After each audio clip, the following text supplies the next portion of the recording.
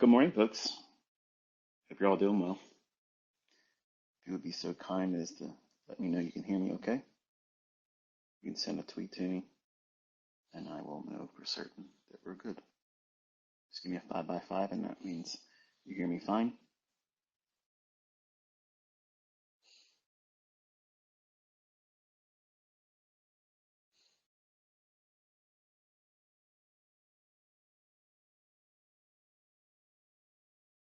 Thank you, folks. Thank you, thank you.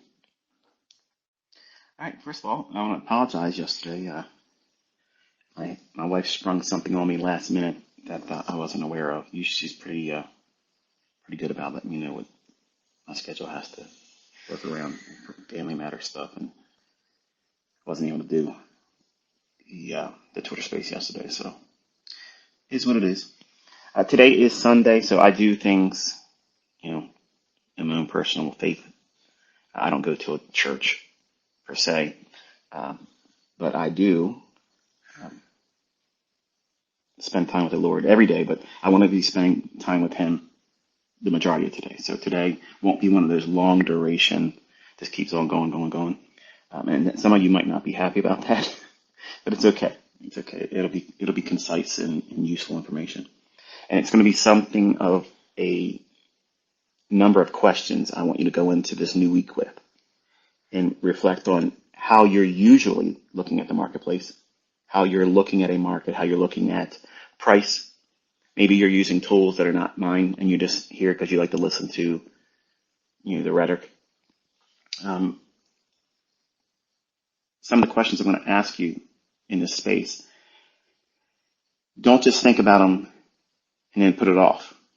Write them down because they're going to be impactful when you get to next weekend and you reflect on it. You'll see things obviously a little bit differently. That's the goal. If you're actively engaging with what I'm going to suggest to you, you will see things differently. And it may be an epiphany for some of you where you get your aha moment. But since I started the 2024 mentorship on YouTube, I had a lot of feedback, and it's been predominantly very positive. In fact, like most everyone's saying the same thing. This is the best one. I should have been teaching it this way from the beginning. And I understand that, but I also remind you that these are the things that I didn't want to teach. It's not everything that I don't want to teach. It's in the area of what I did not want to teach. And it's not necessary because you can see I have students that have made money. They're consistently profitable and they get payouts and they live stream. They share their executions and whatnot. So they didn't need to have what was in 2024's mentorship, right? So I want to ask you a question about what you've seen so far. Obviously, when I live stream, I'm telling you what price should do. And I'm doing it over a 1-minute chart and many times over a 15-second chart, which affords me next to no time to have any other expectation on what I think price is going to do. And because I'm streaming it with the lowest latency, that means when I'm saying something and I'm checking my audio, it's usually a 4-second delay. So there's no way that could be faked. There's no way that could be another source of information I'm drawing from and then picking the right one and then saying, here's what I did right today. Okay, so I've basically canceled all those arguments so far, and I've shown you executions based on the logic that I'm teaching. And this week we're going to be doing some work with limit orders, and I'm going to show you how to go in and take lots of executions.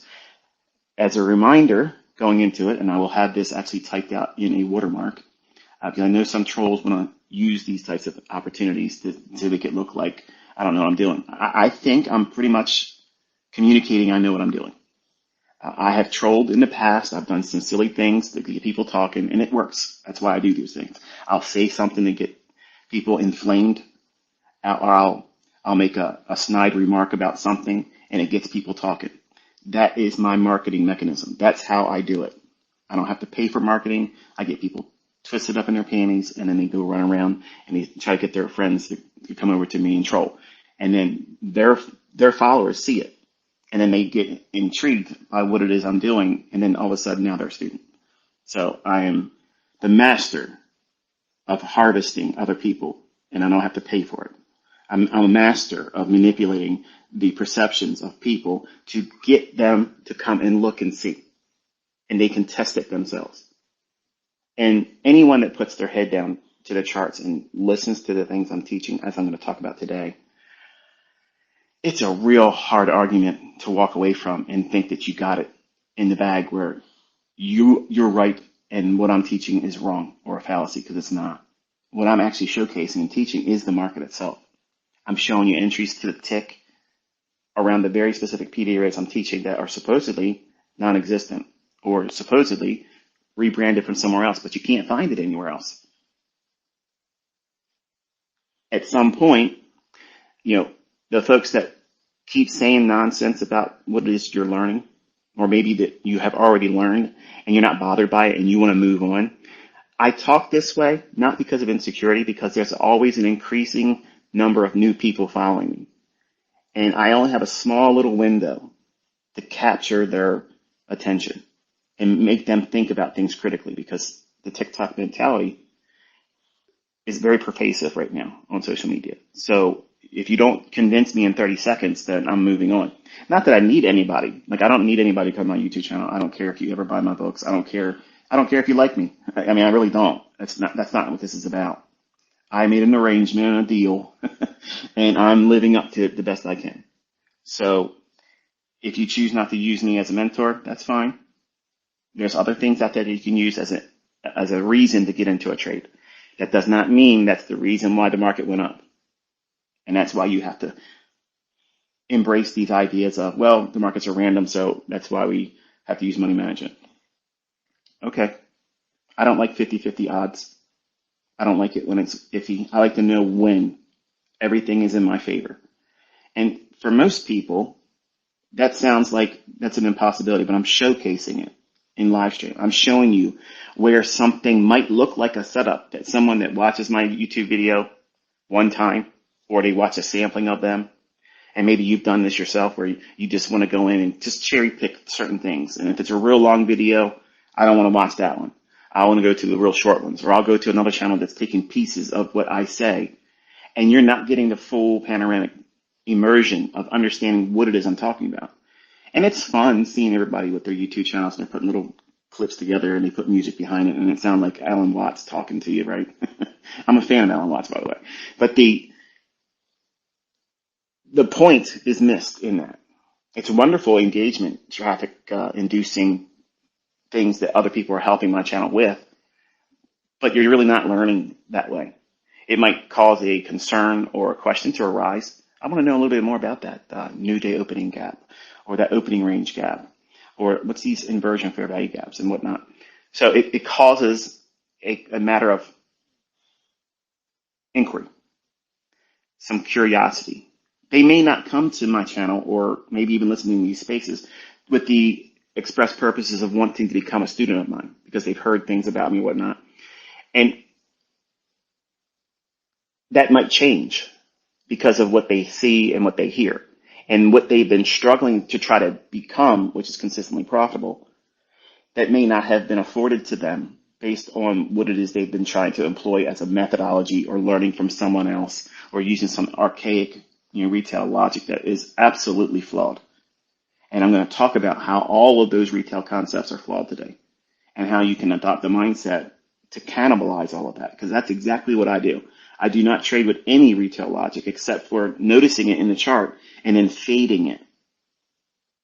That's the mindset of smart money. Smart money does not look at a wedge pattern or a bull flag pattern or a broadening top pattern or a cup and handle pattern and says, wow, this is it. This is where I'm going to get in here and trade.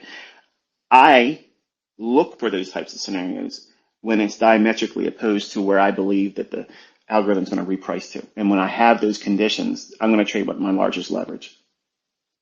If I don't have a retail concept there, it's not necessary. I'll just use a standard measure of leverage. It's not that big of a deal. But when I have everything in my favor, and I know I'm in an arm wrestling match or a tug of war with John Q. Public, who just read a book, or he just opened up his TD Ameritrade account, and he's never traded before. He's never studied price action. He just thinks he's going to try it out. If they're willing to share their opinion about what they want to see in the marketplace, and there's a classic retail pattern in price that they're mentioning, and I know that the market's most likely going to go the other direction, I'm literally going to enter right where they're trying to go the other direction in. And I'll have next to zero drawdown.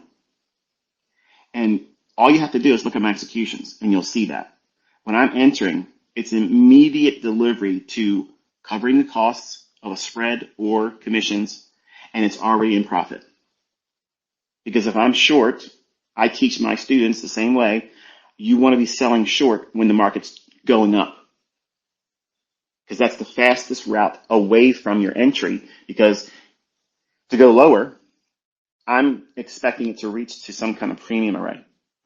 Okay, that's something that's algorithmically delivered for a last chance to get in, basically is what that is.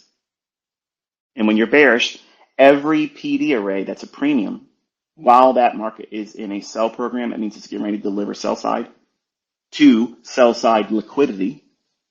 That's the paradigm. That's the methodology of watching and viewing price action correctly, not with pseudo order flow on level 2 data. That's all scammed. That's all fake.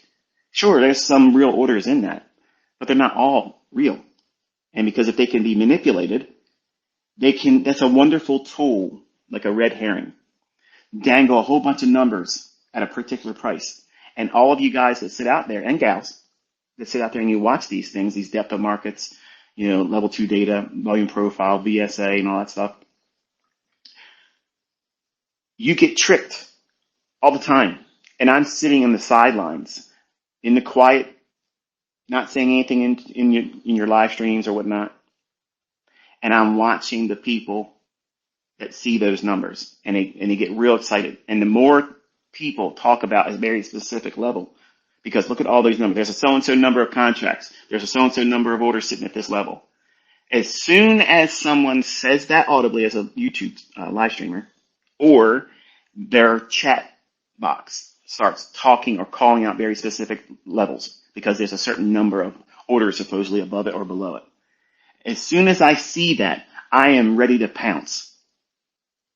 Because what that is, that's an indication that the weakest minded trader, the weakest equipped speculator, the most likely to lose individual in the marketplace is sharing their unlearned opinion at a real-time moment where I can measure that against what I see in price.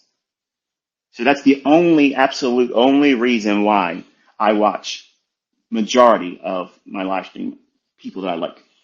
Now, Tanya trades is my student, so she trades with my concepts. I don't fade her. I don't fade her chat. I just like watching her. So I might go into her live stream and say, hey, how you doing? Or just watch this level or that level. But I'm not trying to engage or manipulate that chat.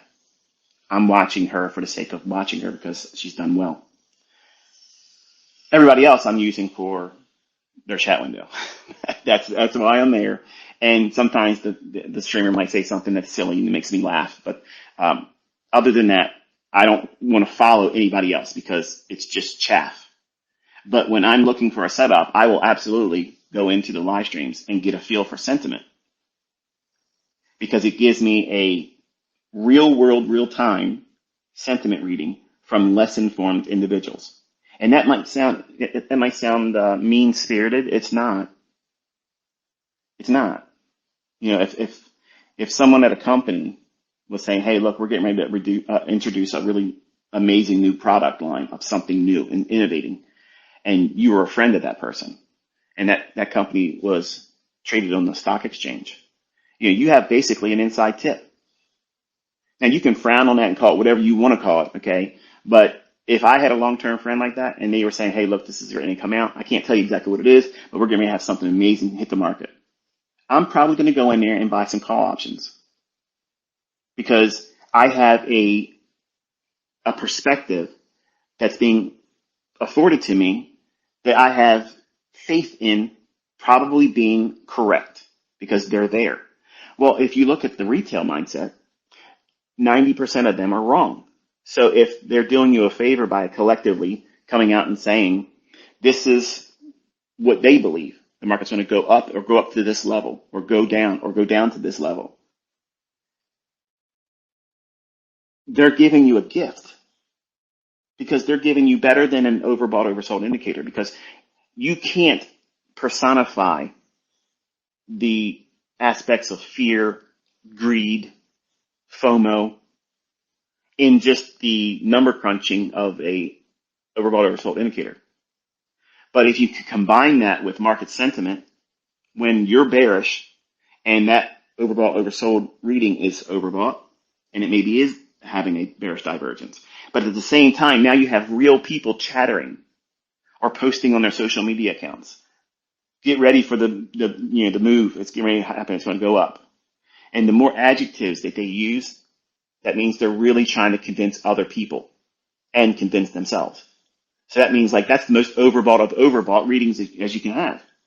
And it's not necessary to have it on a plotted basis, crunching a period of candlesticks or bars over the last number of 10 or 15, 20 handles, or not handles, periods that you're going to use to measure for the overbought or oversold indicator. So I used to, as a young trader, I used to use the overbought, oversold. And then I discovered that it's not necessary. Just looking at the range and then understanding what the PD arrays are inside that most recent range from the recent high down to the recent low. And you can trade just inside that range and never trade outside of it and make all the money you'd ever want. And if you write down the things I'm going to suggest to you today, I promise you they're going to serve you well. You'll have a better understanding about how the markets are booked from the market maker's perspective, not a dealer, because I'm going to talk about that, because I'm going to make a very strong contrast between what you think a market maker is and what the market maker is for real. And why I'm always on side. How many times have you seen me do something wrong? Since I started doing the 2024 mentorship, how many times have you seen me done wrong? 0. I can tell you what fair value gap is real, which one's not. I can tell you how something's going to fail, what direction it's going to go, what liquidity it's going to reach for. That to me is boring. Okay, but that's a skill set that you all are striving to learn. And I'm proving it with no confusion. It's right to the point. It's in logic. I'm pointing to it. I'm explaining to it why it should do this, and it happens. It's not a pre-recorded session where people in the past have said, I'm doing multiple chances and then using the ones that work to look good. If you're seeing 7 weeks or so of me doing it accurately, is it a question why that you don't see losing trades by me? Because I know what I'm looking for. Now, if I trade every single instance where there could potentially be a trade there, and I don't filter it with my experience and the other things that I'm teaching as protocols, that tells me, yeah, this isn't probably going to be panning out for me. So while that might be noteworthy to mention while tape reading in the live stream, I'm not going to execute on that one because I know enough that tells me that that's not likely to deliver. So I'm going to wait for the next PD array. It's kind of like you're walking down the street. You know that bus is supposed to be there at 10 minutes after 10. No pun intended. But it just so happens that they got there a little bit early and maybe the bus driver's a little jerked out of gear and they don't sit there long enough for you to get there and get on the bus. Okay, no problem. Just sit there and wait 20 more minutes. 30 minutes or whatever the schedule is, and it'll come back around. That's what it's like when you have to understand my PD arrays. I don't have to have every single entry I showcase. I want to have the highest one that's afforded to me if I'm bearish. I want to have the lowest one that's afforded to me when I'm bullish. But I might not be there at the time when the chart does it. I might get an alert that tells me, hey, look, it's done something. And then by the time I'm seeing that and then going to my charts, there may have been a very fast displacement. And I've missed the ideal lowest entry or highest entry. I'm not freaking out about that. I have 81 ways to get into a trade, and not all of them appear in every single price run. I just look for the ones that appear. And because I know what they look like deer tracks, and I've seen it with my dad taking me out into the woods, that's proverbial. That never happened, but I've used that analogy. Because I've recognized it, because I know what it looks like in the past, and I've traded it and executed on it. Out of those 81 specific PD arrays that may be allowed for me to enter on, There may have only been 3 that actually formed in that price run. It doesn't mean the other 70 plus aren't good. It just means that the algorithm did not implement them. So I know what I'm looking for. I know what time my setups are going to form. That's the most important thing. I know what time. I can set my entire schedule around 3 or 4 or 5, 6, 8 different types of trades that I know I can do one trade, walk away from the charts, and come back 5 minutes before the next one was supposed to be there, and not be there when it happens. Can your mentor, can your school of thought, can the people that wrote the books that you're believing as a religion, can they tell you that? Can they demonstrate that? Can they do it consistently? I bet you they can't, and I bet you can't. There's something different here, folks, and I'm trying to, without just taking you right to it, because we're gradually getting there nonetheless, but I'm trying to allow that moment of astonishment where you see it and it jumps off the chart and you're like, oh, and for some of you, you're starting to see some of those things in the comment section. And I'm allowing you to keep that to yourself. The worst thing you can do is go blab it on social media, because then you'll ruin it for everybody else. Let them have that same moment of astonishment. Because if they don't, it's okay. Because when I wrap up the live streams going into the last week of October, because we're not live streaming in November and December. The holidays, that's my time. I'll do pre-recorded videos whenever I find a time to do it, but live streaming stops the last week of October. So by then, you'll know everything that I wanted to teach in the 2024 mentorship. So it's not like a long drawn out process. You'll have wonderful resources to tap into, protocols, processes, procedures, and some of them we'll cover today. Okay, but I think most of you have realized that there's a little bit more than just simply classic support and resistance or what you thought was supply and demand. There's something else totally different. And the first and foremost factor is time. And none of those other applications or approaches to trading ever reference time. And that's why 99.99999% of every aspect of retail trading is flawed, because they don't have any reference to time. It's funny because there's people out there that do mentorships. They talk like they're special in trading. They talk with my vernacular, my language. They use my words, but they claim they didn't learn from me, and they still ignore the fact, even though they might say there's an algorithm. If there's an algorithm, it has to run on time. So right away, you just eliminated the frauds right there, okay? Because they don't know what they're talking about. If anybody submits the idea that that market is driven by an algorithm, and there's a lot of people that don't. There's a lot of students that are watching me on YouTube that are very respectful when they leave their comments and say, this was a wonderful teaching on price action. Even though I don't believe there's an algorithm controlling price, this was very illuminating. Well, I can appreciate that. And that's all I've asked for. I'm not trying to convince you. I just have fun doing it, where I'm ribbing people, twisting the knife proverbially, just to let them know that I find it astonishing that you can't see it. Because if I can time my trades and tell you what time they're going to form, and I can tell you what price they're going to be at, look at this week. Look what I outlined just this week and what I executed on. Folks, that's perfect. That's perfect. And it's the logic that's been explained to you. And it's using something from the previous day that nobody else would have referred to. First presentation, fair value gap. I've mentioned that in passing in Twitter Spaces last year. I took these little hints in these long discussions because it's just too good. But if you listen and you take notes and you think, why did he say that? That is a clue.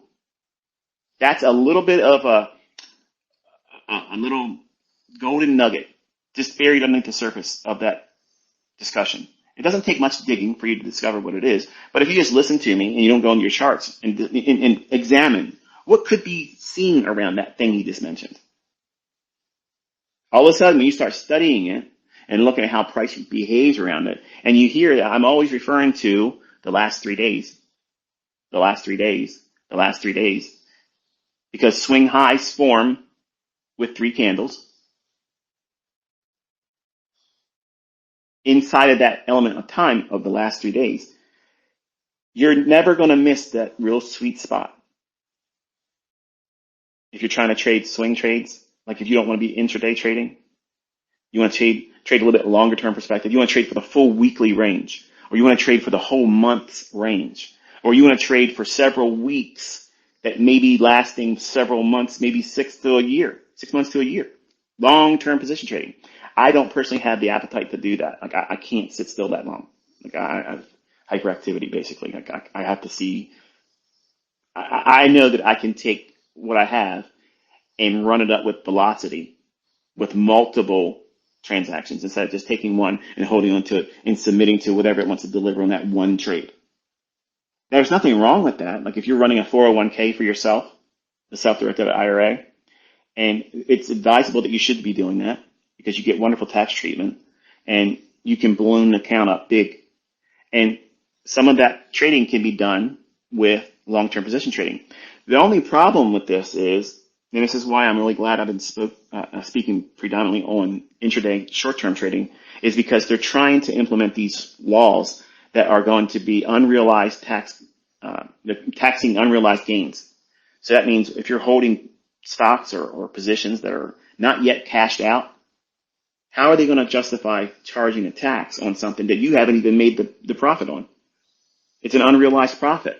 That's corruption. That's the highest form of corruption. And people don't stand up against that. And we have a real problem here because that is absolutely asinine. No one should ever agree to that. Republican or Democrat. Nobody should see that.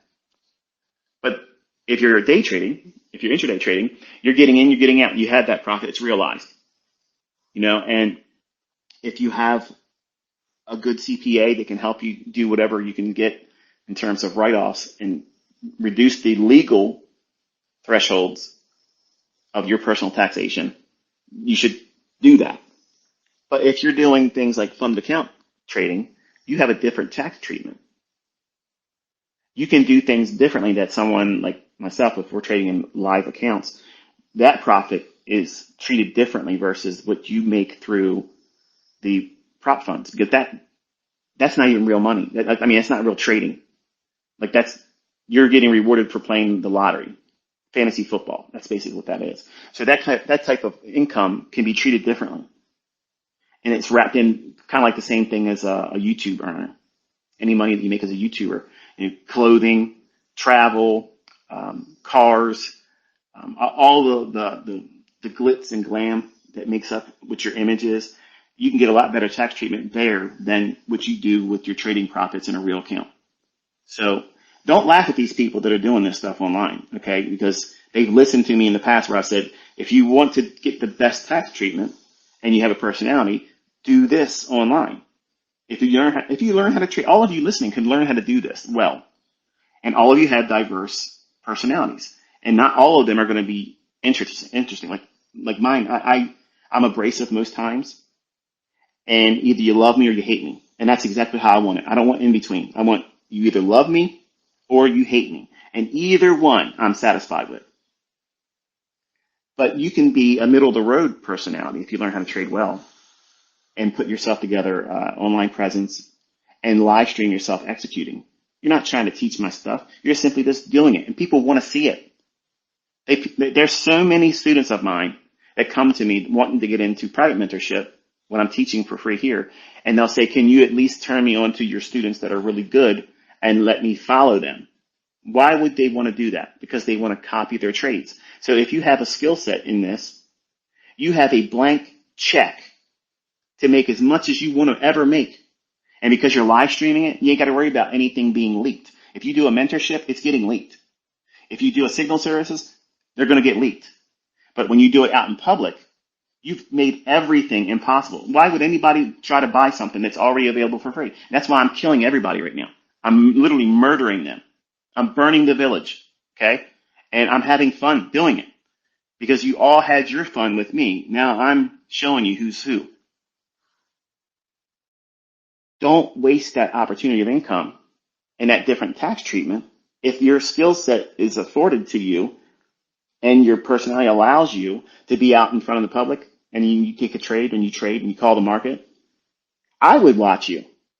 As a student, I would love nothing more to be able to see something like that. I watched Tanya. I mean, she's She's got her own little personality, and it works for her. People try to tell her what to do, and she does the right thing. Listen, this is the way it goes here. And you don't like it, you ought to watch other people, okay? And you got folks like Patrick Whelan, awesome personality. He's like a heel in wrestling. Like he's the perfect bad guy, okay? But he just sucks at trading. So if he can learn how to trade, and man, he would be a phenomenon on YouTube, like freaking crazy. He'd have the best of the best. He'd like be the best Ric Flair in trading. You love to hate him, but you can't deny once he learns how to trade well and consistently not blow his accounts, he would be a huge draw for people to watch on YouTube. And that's the only thing I've ever been interested in. I want to see him get better at it. But a lot of you don't want to do those types of things. Maybe you don't have the skin to do it because if someone gives you something critical, it'll hurt your feelings. You won't want to do it or you'll clam up. And it's not for everybody. But the main thing is this. You're seeing a different level of understanding and price that is just still scratching the surface. Just scratching the surface. And every new revelation that I'm sharing is opening up a huge level of understanding about how everything else is working. Contrast that with you go into the day and you're waiting to react to something. As a retail trader, you're waiting for some kind of price moving away from a VWAP, or you're waiting for some kind of, I don't know, indicator to tell you it's doing something, or some kind of pattern that is populated on your chart as an overlay that tells you there's supposedly some harmonic pattern there. And you're trusting that stuff. But you're admitting to yourself that, hey, look, nothing's 100%. If I'm wrong, it's okay. It doesn't mean that I'm going to keep losing. It just means that I'm okay losing half the time. And to me, that makes no damn sense. But gamblers do well with that. Professional gamblers can do well in those types of situations because they know how to bet heavy when they feel like they got it in their favor. And they'll lose a lot of hands. And they'll find themselves at the final table at the World Series of Poker. Watch those competitions, and you'll see the same faces finding themselves to the latter stages of that competition more times than anybody else. And that was always a fascinating thing for me in the 90s. Like I watched that all the time, and the same people would be at the tables, the last ones. That's not coincidence. They know how to play the cards and they know how to play the people at the table. And that's exactly what market making is. That's what it is. It's bluffing. It's enticing. Throwing down a hand that you know you probably could play, but throw it down. And what they thought you were playing with, and you're confusing them. That's why if you go to a casino and you sit down at a blackjack table, they bring out a brand new shoe, okay? And you start playing the table. When you got a good hand, throw it down. Lose money doing that. Throw it down, throw it down, throw it down. What you're actually doing is you're going to mess up the shoe. And in 15 minutes or 20 minutes, they're going to come out and change the shoe or ask you to go to another table. That table's closed. Don't believe me? Go fucking try it, okay? Because the eye in the sky above you, that's who you're trading. That's who you're playing cards against. It's not the dealer. That shoe is a stack. Okay? It's a stack. Meaning that there's a specific order of the number of cards in a row that's going to be this rotation. Okay? They're not randomly shuffled. They're not stacked in there where anybody has a free chance to get the random take of a card. That's not how it works. Okay? It's not how it works. When someone's winning consistently, they will come out and they'll change the shoe. The shoe is that little box, in case you didn't understand what I meant by that. On the table, there's this big box of multiple decks of cards, and they're all stacked in there in a specific order. It's stacked in a way where anybody that understands the game of poker, it will lead them to take a specific card and say, okay, I'm going to try to play this, and I'll discard that. It's not perfect. It's not perfect. But it at least primes them to play the cards that they're given. But if you start making consistent wins at that table, they're going to come out and change the shoe. Not because they ran out of cards. They want to disrupt you because you have now counted the deck. You have that shoe understood. You know exactly what's coming out. That's why card counters are not allowed to play in casinos. Let me tell you something. I don't care. I don't care. This is my perspective, Lynn. You can have a different opinion. But if someone comes in, even with partners, and they're counting cards together, and they have electronic devices telling the other person at the table, hey, look, this is good, this is not good. How the fuck's that cheating? That's not cheating. They don't know what those cards are. They don't know what they are. They're just counting. They have a card counting system. They don't know what card they're going to get. They're just playing the odds of what's still available in that deck. How many face cards are still there? How many aces are still there? And when the deck or the shoe goes cold, they got to get away from that table. But they'll cut your arms off in casinos. You start taking big money from them like that, you won't leave with that money. You won't be allowed to cash those chips in. And they're going to try to prosecute you. Imagine that. And here they are cheating the entire time. Cheating the absolute entire time, guaranteeing that you have all the odds against you. But when you start winning, oh, no, you're a cheat. We can't have you here. You got to go. The market doesn't like card counters either. And when you know, they make it a little bit harder for you. I'll just say it that way. Okay. So what you want to do is learn what it does, how it books price, and then casually grow over a period of time. Don't flash in the pan, go out there and try to run it up real quick. Because all you're going to do is put a spotlight on you. And that will start being a problem for your trades. They'll slip you. They'll requote you. Other things that I'm not going to talk about here. But same treatment as a card counter. Let's put it that way. But just in a different approach. So if we can agree, just for the sake of this discussion, just if you don't believe there's an algorithm, this, for the purpose of me explaining something to you, just pretend for a moment that you do believe it is. Okay? And then at the end of the conversation, then you can move back to whatever you want to believe afterwards.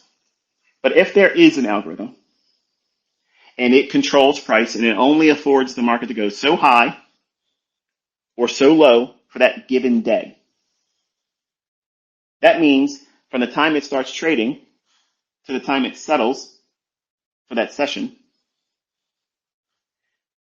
all of that price fluctuation, everybody in the retail perspective are all going to see it as random price delivery.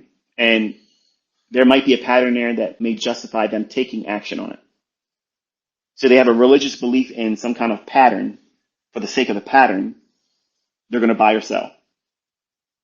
And I'm trying to offer you a different perspective where you should be thinking, okay, what is the prevailing market sentiment right now about that given market? Is it likely to continue higher or lower for the next several days, up to the whole duration of the new week coming? Okay, because right now while we're talking, it is 40 minutes after 10 a.m. Eastern time. So we have several hours before we get to the new week opening at 6 o'clock Eastern time. So the markets are flat. They're not trading right now. And you should be thinking about what that monthly, that weekly chart is doing. Would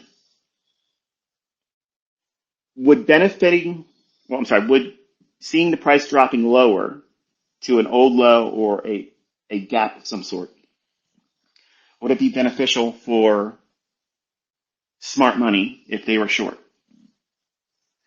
Would it be beneficial, based on what that monthly and weekly chart shows right now, would it be beneficial if the market was likely to go higher if smart money was long, to go to an old high or go to an inefficiency above where we settled at on Friday?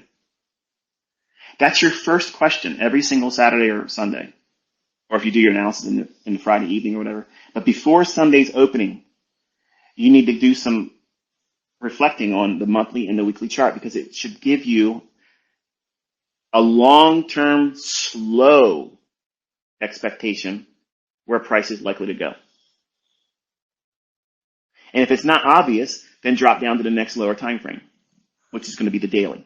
If you can't ascertain where the market's likely to draw to on the daily chart, then you absolutely have no business dropping down into the lower time frames, because you will be gambling.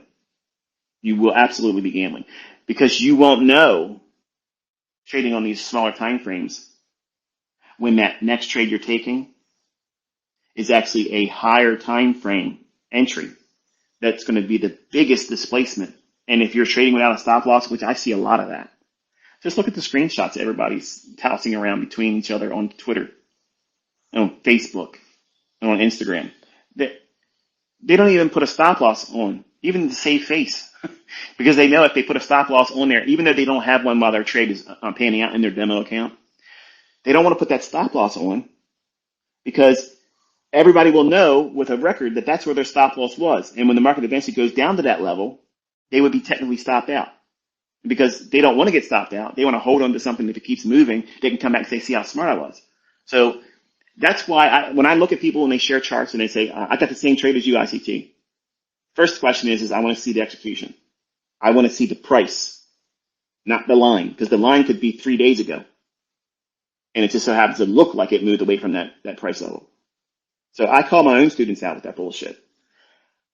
When I see people share a trade and they're a student of mine and they show their entry and they show they're getting ready to get their limit order tagged, but there's no stop loss, I'm not congratulating them on their good entry. I'm not congratulating them on the right draw and liquidity as an exit.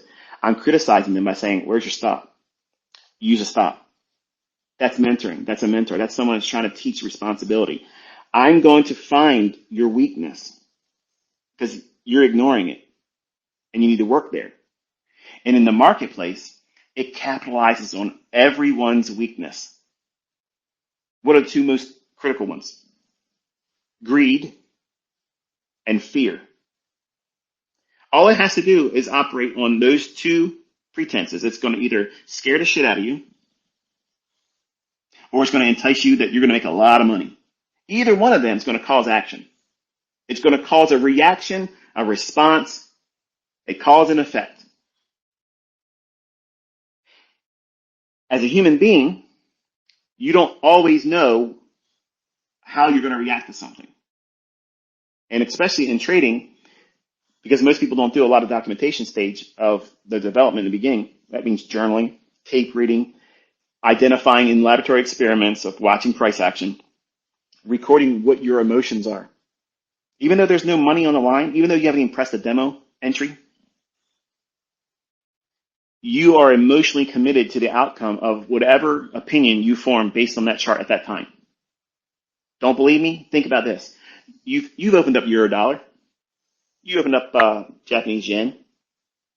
You've looked at coffee futures if you're a commodity trader. You're looking at Bitcoin if you're a crypto crazy guy. And now for futures, you're watching NQ, Dow, NASDAQ. And you look at the chart right away, you're like, oh, I think it's going to go here. And it doesn't go. Oh, it doesn't matter because I wasn't in the trade. You quickly dismiss it.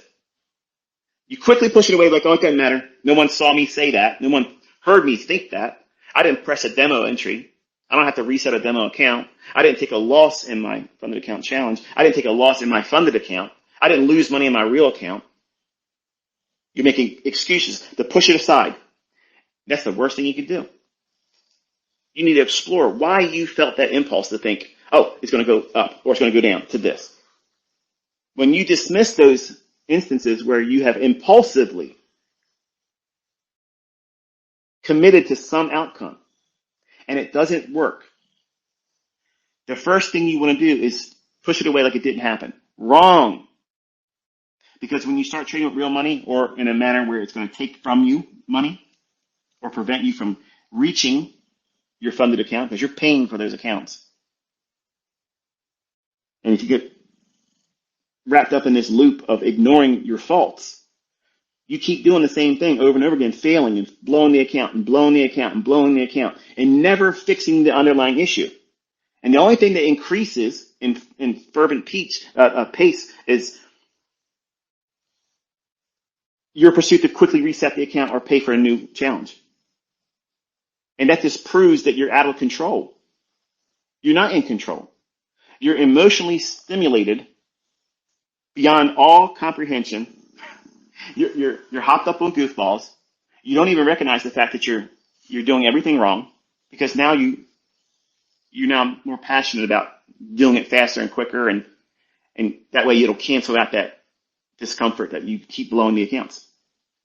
And you look at these people that are honest online, and they're saying that they've reset their account 100 plus times. I don't know how much that stuff costs. I've never done it, but that sounds like it's pretty expensive over time. And are you willing to reset 100 times and never make money? Because that's the equivalent of someone that goes to a casino and sits there knowing damn well that they have taken every bit out of their bank account. They only went there with a certain dollar amount. This is all I'm going to spend. But because they can't get out of that loop, that gambler's loop, where they don't recognize the tells that they have in themselves, the self-destructive impulses that if you've been paying attention, you're about to start doing that. If you don't recognize those things, the market is going to capitalize on that. And it makes it feel like they come after you specifically, because you've ignored all the warning signs that you as a human being keep materializing and manifesting in your behavior, in your thought process, and in your executions, or lack of executions, or lack of using a stop loss. That's why in the beginning I tell people it's going to be 6 months before you should ever be pressing the button with money behind it, because not all of you have the same measure of character flaws. Some people have a lot of them, and it may require longer than 6 months. It depends on how troubled you are. But if you're a very detail-oriented person, you're honest about everything, and you're honest about yourself, and you're not trying to be something that you're not pretending to be someone that's more equipped than you really are, you're probably not going to require 6 months of figuring out what your problems are. But you have to identify what they are, because otherwise you won't realize that is your downfall. And what I'm going to teach today is going to be the reasons why that takes place. You haven't identified how you're falling victim to yourself. Okay? The market's not beating you. You beat yourself. The market didn't blow your account. You blew it. 90% of the time, you knew before you took that last trade that blew your account, you shouldn't have done it. And you shouldn't be doing it. But you didn't stop. Because you're caught up in that gambler's loop. You're numb to it. Oh, if I blow it, I'll just reset it. And then I'll feel fresh with a brand new start. But it doesn't feel that way, does it? Because now you're scared. The next trade you take on your new one, I don't want to have a losing trade because that means it's going to freak me out. I'm going to jinx it. And then I'm going to go right back in the same thing. But you lie to yourself in that last trade before your account gets blown. If I blow it, I'll just reset it and I'll be fine. But you're not fine. You're building thicker and thicker scar tissue. And it's hard to trade in that. And if you're trying to be an online personification of a successful trader, but you're not proving that because you keep having to reset your accounts, that is even worse of scar tissue. So it's unfortunate because I teach these things and I prove it, and my students that do well and listen to it, they stand out. But I do have students that can trade, but they don't know how to wrestle themselves. They haven't done the documentation stage of their own development. In the beginning, they didn't do the things I'm teaching in this mentorship 2024. They have not spent any time doing that. So that's why they have hit and miss results. That's why they can make money. They can get a payout or two and then blow it. And they go into a tailspin for months. And then they might make a little bit of money again down the road, but then they blow it again. What's broken? Them. They are the underlying issue. You are always going to be the underlying issue. It's not the method. It's not the market doing it to you. It's you. So with that foundation, I want you to think about how 99% of retail traders have no concern for trying to make themselves prepared for the ebb and flow of profitability, losing in the beginning. They just want it to be a lottery win, and it's off to the races for the rest of their life. They just keep making more money. The way the market capitalizes on that weak mindset is because they're ill-equipped. The first thing that the market does every single day is it hides the narrative. What is a narrative? What the market's actually going to do for the day that makes the daily candle. That's the real candlestick range theory. Not that bullshit you see fucking panted around on Twitter right now. Nonsense. The narrative on how that daily range is going to form. It starts with, are we going to have an up close or a down close on the day? You're not trying to predict the closing price. You're just looking at the monthly, the weekly, and the daily to determine what is the probabilities for the market to go lower and close lower or go higher and close higher. What would be things that would help with that? Well, if the monthly and weekly chart are reaching for an old high and they're in close proximity to it relative to that time frame, it still might be hundreds or 1,000 handles away still. But you can see clearly that it's drawing to that higher time frame area of either inefficiency or an old high or an old low, something to that effect. And then in the daily chart, you start seeing each individual daily candlestick still moving in that direction, even though they may have 1 or 2 days that are opposing that. If we're bullish, you might see 1 or 2 down days in the week. But majority of the days of the week, majority of each individual daily candle is usually an up day. That means it's confirming that it's gravitating towards that weekly or monthly draw. And by hiding the narrative, I mean that they're going to cause some kind of initial excitement. That's the Judas swing in the morning. Okay, and what they'll do is they'll use the 8:30 news time, even if there is no economic calendar release. 8:30 still creating some kind of a Judas swing. Now think about that. We would expect, the news is going to push the market around. That's what they'll say. The news pushes price up and down. No, it doesn't. The buyers and the sellers at the time of the news, when nobody could even get trades in, but yet it's buying and selling pressure. You see how fast this shit falls apart? But because they say it to you so many times, and it's in every book, and everybody just regurgitates it and says the same thing over and over again. Hitler proved it. You tell a lie big enough and loud enough and long enough, eventually everybody will believe it.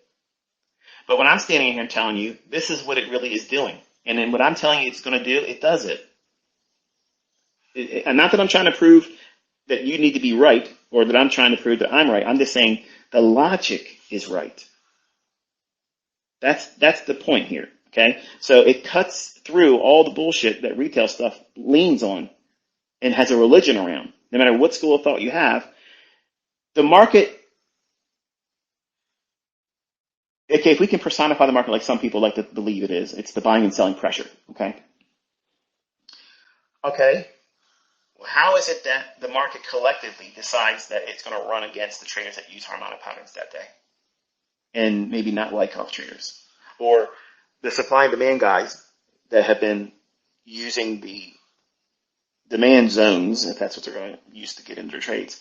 Why is it that they get targeted that day and not the Elliott Wave traders? Because they're never all in agreement. And when you take a step back and you think about all this stuff like that, it's like, there must be something else going on. Because is it like, okay, this week we're going to let Elliott Wave traders do well, because you got to keep the book sales and course sales and the mentors that teach that bullshit. We got to keep them making money. And then we got to let Dow Theory and Gann and Hurst cycles do well in the coming weeks too. And then we got to come back to point and figure because there's a lot of old heads still trading with that colors. So how can you kill them all and not have to do very much and make it simple? Run old highs, trade to inefficiencies. It's simple. You kill everybody. The algorithm doesn't need to know Wyckoff theory. The algorithm doesn't need to know what harmonic patterns are in play right now, what Gartley patterns there, what bat patterns there. I know all about all that shit, the butterflies, all that stuff, okay? The only butterflies I see in trading is my students when they're doing it right.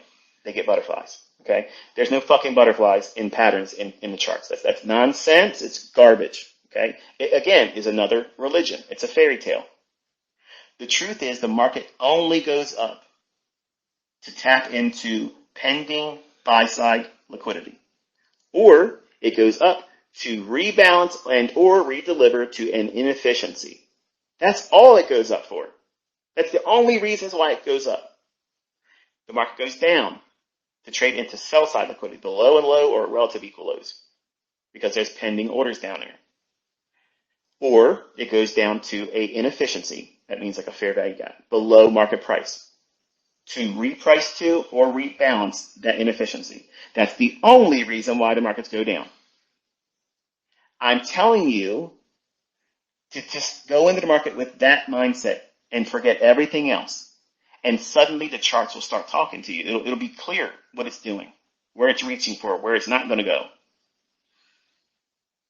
Then when you understand the elements of time that I'm teaching you, you can time when it does these things.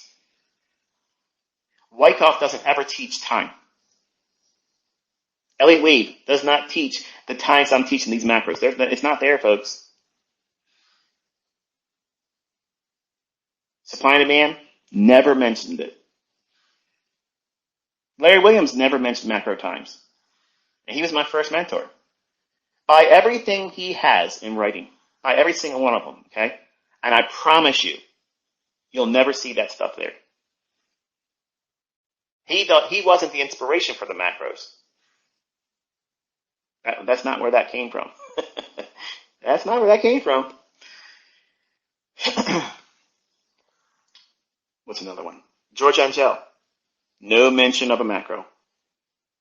His spyglass, his LSS system for day trading the S&P makes no mention of it. Zero. Nope.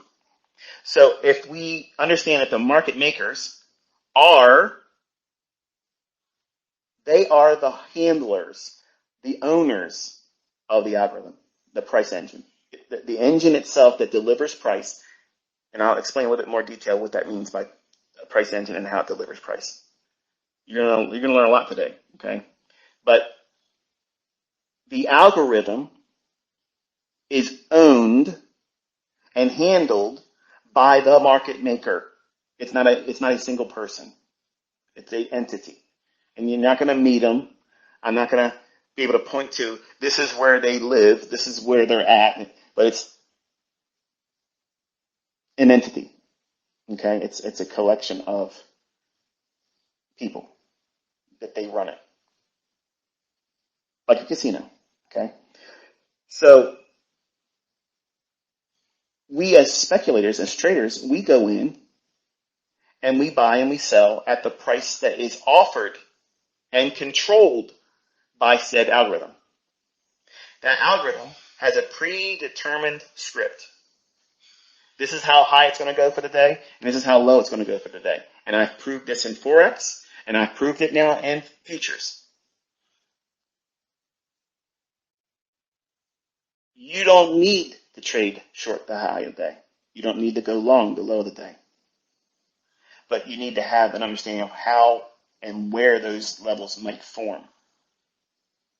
And you only need to know one of those parameters in the beginning. So that means if you're bullish, what level do you need to worry about most? Not that worrying is a good word to use here, but what you should be consumed with in terms of pursuing the deeper understanding of what price is going to do.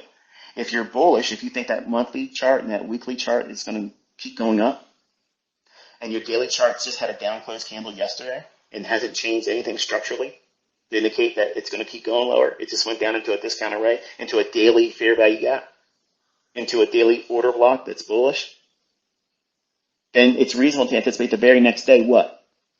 The market's going to open, trade down initially. That's a Judas swing. And in that drop, I'm going to be buying that. If I miss it, if I miss the actual entry because I get to my charts late, something keeps me from seeing it at the chart, I'm talking to somebody, I just don't see it because I'm human. I miss it. I'm on the phone. Anything. I could be at the bathroom. There's a number of things that's going to prevent you being in every instance of a trade where you can expect it forming. Because I've had a lot of those instances as a younger man, that's why I work so hard at creating new buying and selling opportunities to get into a trade that's already underway. So that's why I got 81 ways to do it. So if you're bullish, you're expecting that initial manipulation. So you're only focusing on worrying about where the low is going to form. If you're bullish, you're only worried about how the daily low might form and where it might form at. You're not trying to predict the closing price because chances are your closing price might be lower than it actually is, and it could just keep going higher and higher and higher. So you go into an understanding of the daily candlestick forming by understanding what the monthly and the weekly and the daily charts are indicating. If you had a down close day yesterday, chances are, if everything's still bullish, you're probably going to have an up close day today.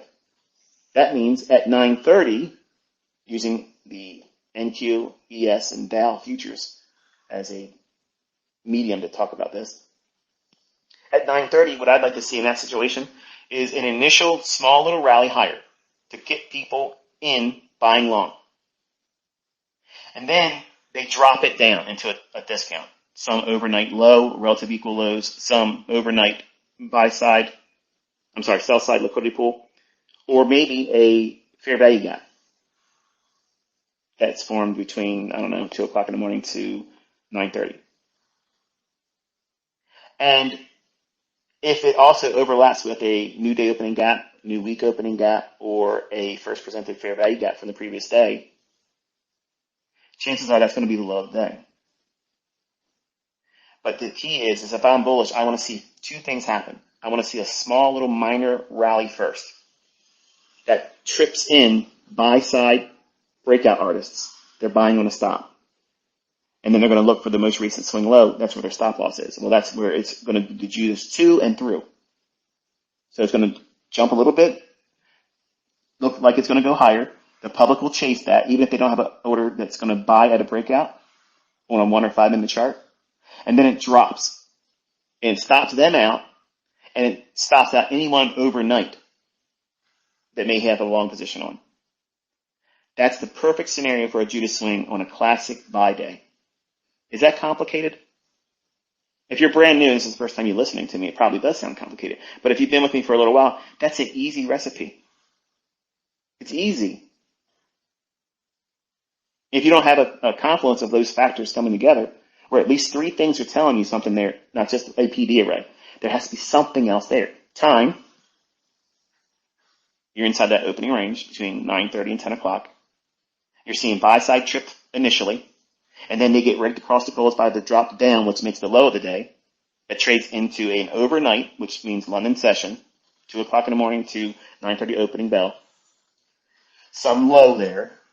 It doesn't have to go to the lowest low of London either.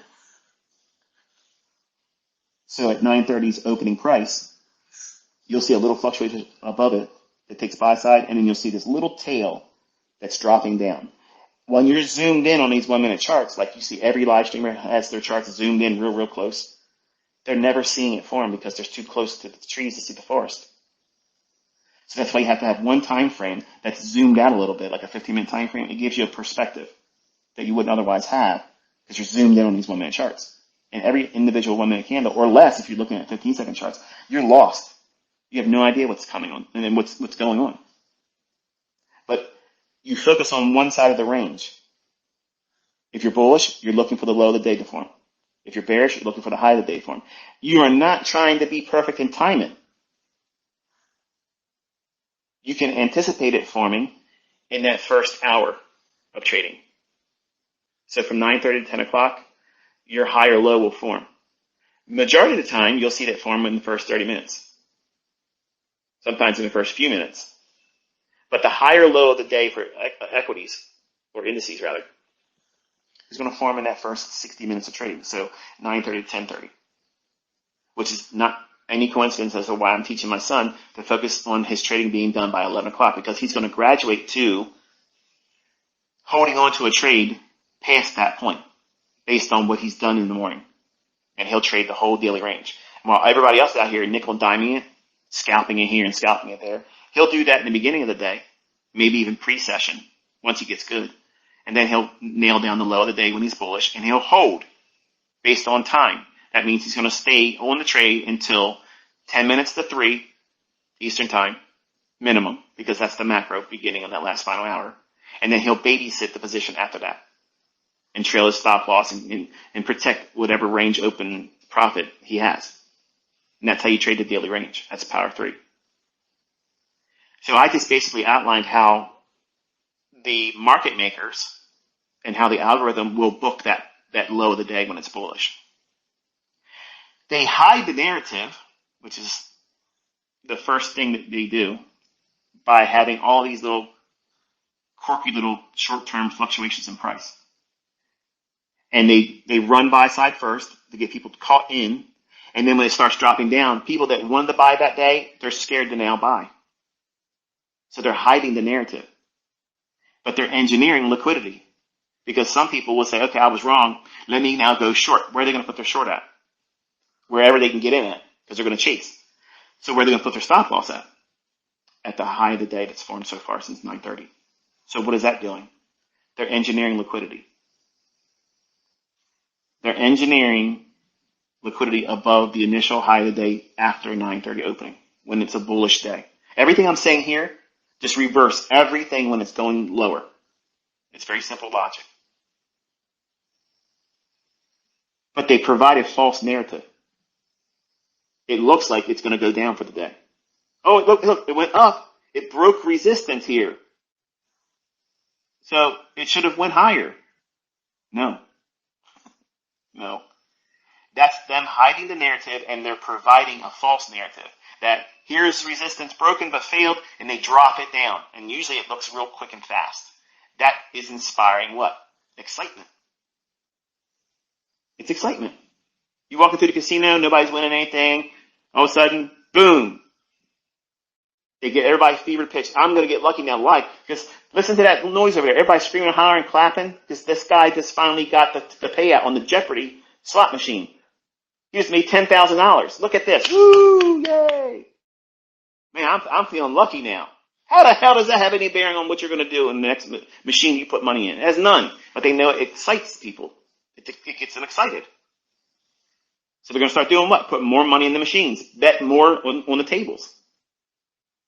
So when they give you that Judas swing, when it's really technically on the monthly, weekly, and a daily chart, it's bullish, you should be hunting the low of the day. So you're expecting some little broken wing attempt to trick people going in right out the gate, going up. Never chase that. Never chase it. There will be instances where it does that, and it never creates a Judas swing. It just starts right from the opening bell and goes up. But it's a rarity. It's so rare, you should not even worry about it. And that's why I told you in this mentorship, sometimes when the market just starts trading higher, it'll run without me. I don't need that move. I'm going to let the move come to me. I'm not going to pursue it and chase it down. If I got to chase it, it's not in love with me. I want my setups to love me. It's going to run to me. It's going to want to come to where I am. It's going to chase me down. I'm waiting right here for you, love. And if you don't want to come to me, see ya. You back to the streets, bitch. You got to go. So, hiding the narrative, engineering liquidity, and then providing the false narrative. That's the Judas swing. Makes it feel like the market's going to go lower. It's not. It's just going down to go up. So you're focusing on a bullish scenario. You're hunting and stalking. Where is that low of day forming? It's going to form in that first 60 minutes. Don't take my word for it. Back test that now. Now you have one more piece of information that you can go through all your charts and see how much validity is there. How much truth is in that statement I just gave you? Then what it does is it delivers price to retail liquidity. That means once it makes its low, it's ran overnight stops. So if they're long, they're not going to be allowed to participate in the now profit leasing of the move higher that creates the daily range going up and closing higher on the day. So now that liquidity that would have been used to protect early longs over the London session, they get stopped out. So they're not allowed to be in that move either. That's what the algorithm does. That's what the market makers asked of the coders. It needs to do these types of things. Unseat the potentially profitable. Because if you unseat them, their orders to protect their position is an order entry mechanism to pair smart money with that entry price. So they're buying at a willing seller at a deep, deep discount. That's the basis of why sell side is a factor. That liquidity, yes, it's a form of protection for you and I and anybody that employs it to say, I don't want to lose more money if it goes beyond this level or price. But the market maker cannibalizes traders that use that logic when they want the range to go a specific direction, higher or lower. In the first 60 minutes, they're using that mechanism of the Judas to go down when it's bullish to absorb all the sell stops that it can, because it floods the market with what?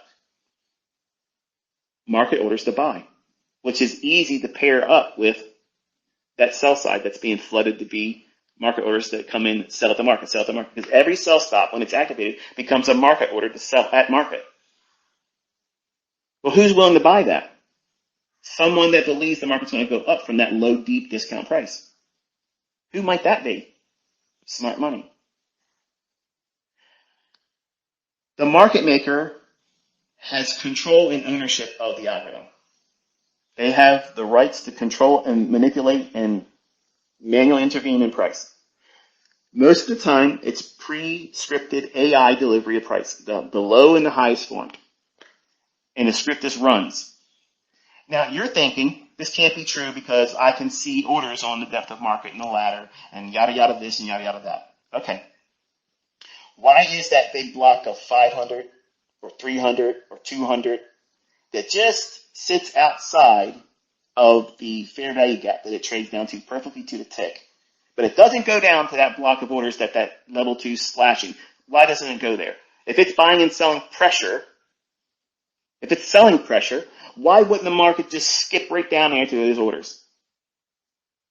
Oh, now you have a problem. You have an argument to wrestle with. Because I'm telling you, level 2 data, depth of market, all that bullshit, that's a red herring. It's to make you think you have x-ray vision, that you have some kind of superpower. You're now on the same level playing field as the market professionals. When I say that, I'm not talking about Goldman Sachs. I'm talking about smart money traders. The people that don't do courses, the people that are not on CNBC, the people you're never going to meet, they don't have name tags, they're not LinkedIn. They're not out there trying to promote that. They don't go around calling themselves a smart money trader. That's me dubbing what they are. Who are they?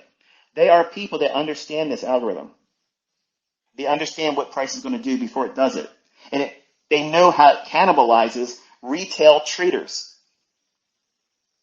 Not just retail traders like you think, like Tom, Dick, and Harry that's just recently started up trading. They cannibalize the Goldman Sachs boys. They cannibalize every institution out there has a role in that. It's not just any one, all of them do it. They all fall victim and they also participate. But there is a class of traders that are never identified. They're never identified. They're never drawn any attention to themselves. And they're constantly in these markets all day long, reaping and reaping and reaping. And you never hear anybody talk about them. I mean, I'm the first one to talk about them. And I get labeled a crackpot. But how the fuck is it that I can tell you to the tick how these markets are going to behave? How could I possibly know those things? How could that happen? Randomness? I learned these things from other books, is that what you're saying? Because find that shit in the books. It's not there. And again, if it was based on those things, somebody else could trade like me using that same stuff and just say, oh, it's just Elliott Wave. Oh, it's just pitchforks. Oh, it's Gann. Or it's Hurst cycles. Or it's whatever. Fill in the blank. I haven't even showed you anything yet. And I've already blown your socks off. People are already finding setups immediately using what I've taught so far in this 2024 mentorship. They're immediately finding setups and they're like, what the hell, dude, it's been like this the whole time? Yeah. For 30 years it's been like that. 30 years it's been like that. And I'm loving the fact that I can live vicariously through all of your moments when you see it happening and you're like, oh, I know exactly what this is about to do. And boom, you can do it. That's exciting to me. I get my rocks off with that because just because I can see it happening, making money is not exciting. That's not exciting. Seeing other people become passionate about their life, their future, that they're inspired by now this new talent and skill, that they know that they have something that can feed themselves and their family and they can pass it on to their children. And fuck college because they're institutional centers where you're indoctrinated to believe stupid shit. You need to be a free-thinking, independent thinker. And you can only do that is if you can carve out your own paycheck and you can say how much you're worth. If you submit yourself to somebody else and say, I'm going to give you all my time this week, and I'm going to let you tell me when I have to be here and when I can go home, and how much you're willing to pay me, I'm going to accept that. Fuck that. That's not me. And if that's you, good luck with it. But that's not what I'm teaching. I'm teaching you how to escape that stuff. So once it delivers to retail liquidity, then it's going to start repricing higher. So the first mode of banking profit, these smart money entities, will run those buy stops that are formed after the little initial rally up. So now the new high a day, within that first 30 minutes or hour, they'll run to that. And that deep discount they bought at, they'll offload some of that there. So you'll see prints on your level 2 data where, oh yeah, there's trades taking place. There's always going to be trades taking place like that because the smart money is in there doing those very things. Everybody's also seeing retail traders do what? Chase price. Oh, it's going up. Well, let me just go in there and buy it at the market. You only need one contract traded to print that price. So the algorithm is going to keep doing what? From the time it makes that low of day, it's just going to keep printing, offering higher prices, knowing full well that there's going to be a market order coming in at all times. Then it'll book that price. And if you're short, you're sitting there watching it and you go, okay, I hope it starts going back down now. But the algorithm's saying, no, I'm not. But you're not paying attention to that because you don't believe there's an algorithm. And it just keeps booking higher prices, offering higher prices, higher prices. It moves into a buy program. There's no retracements.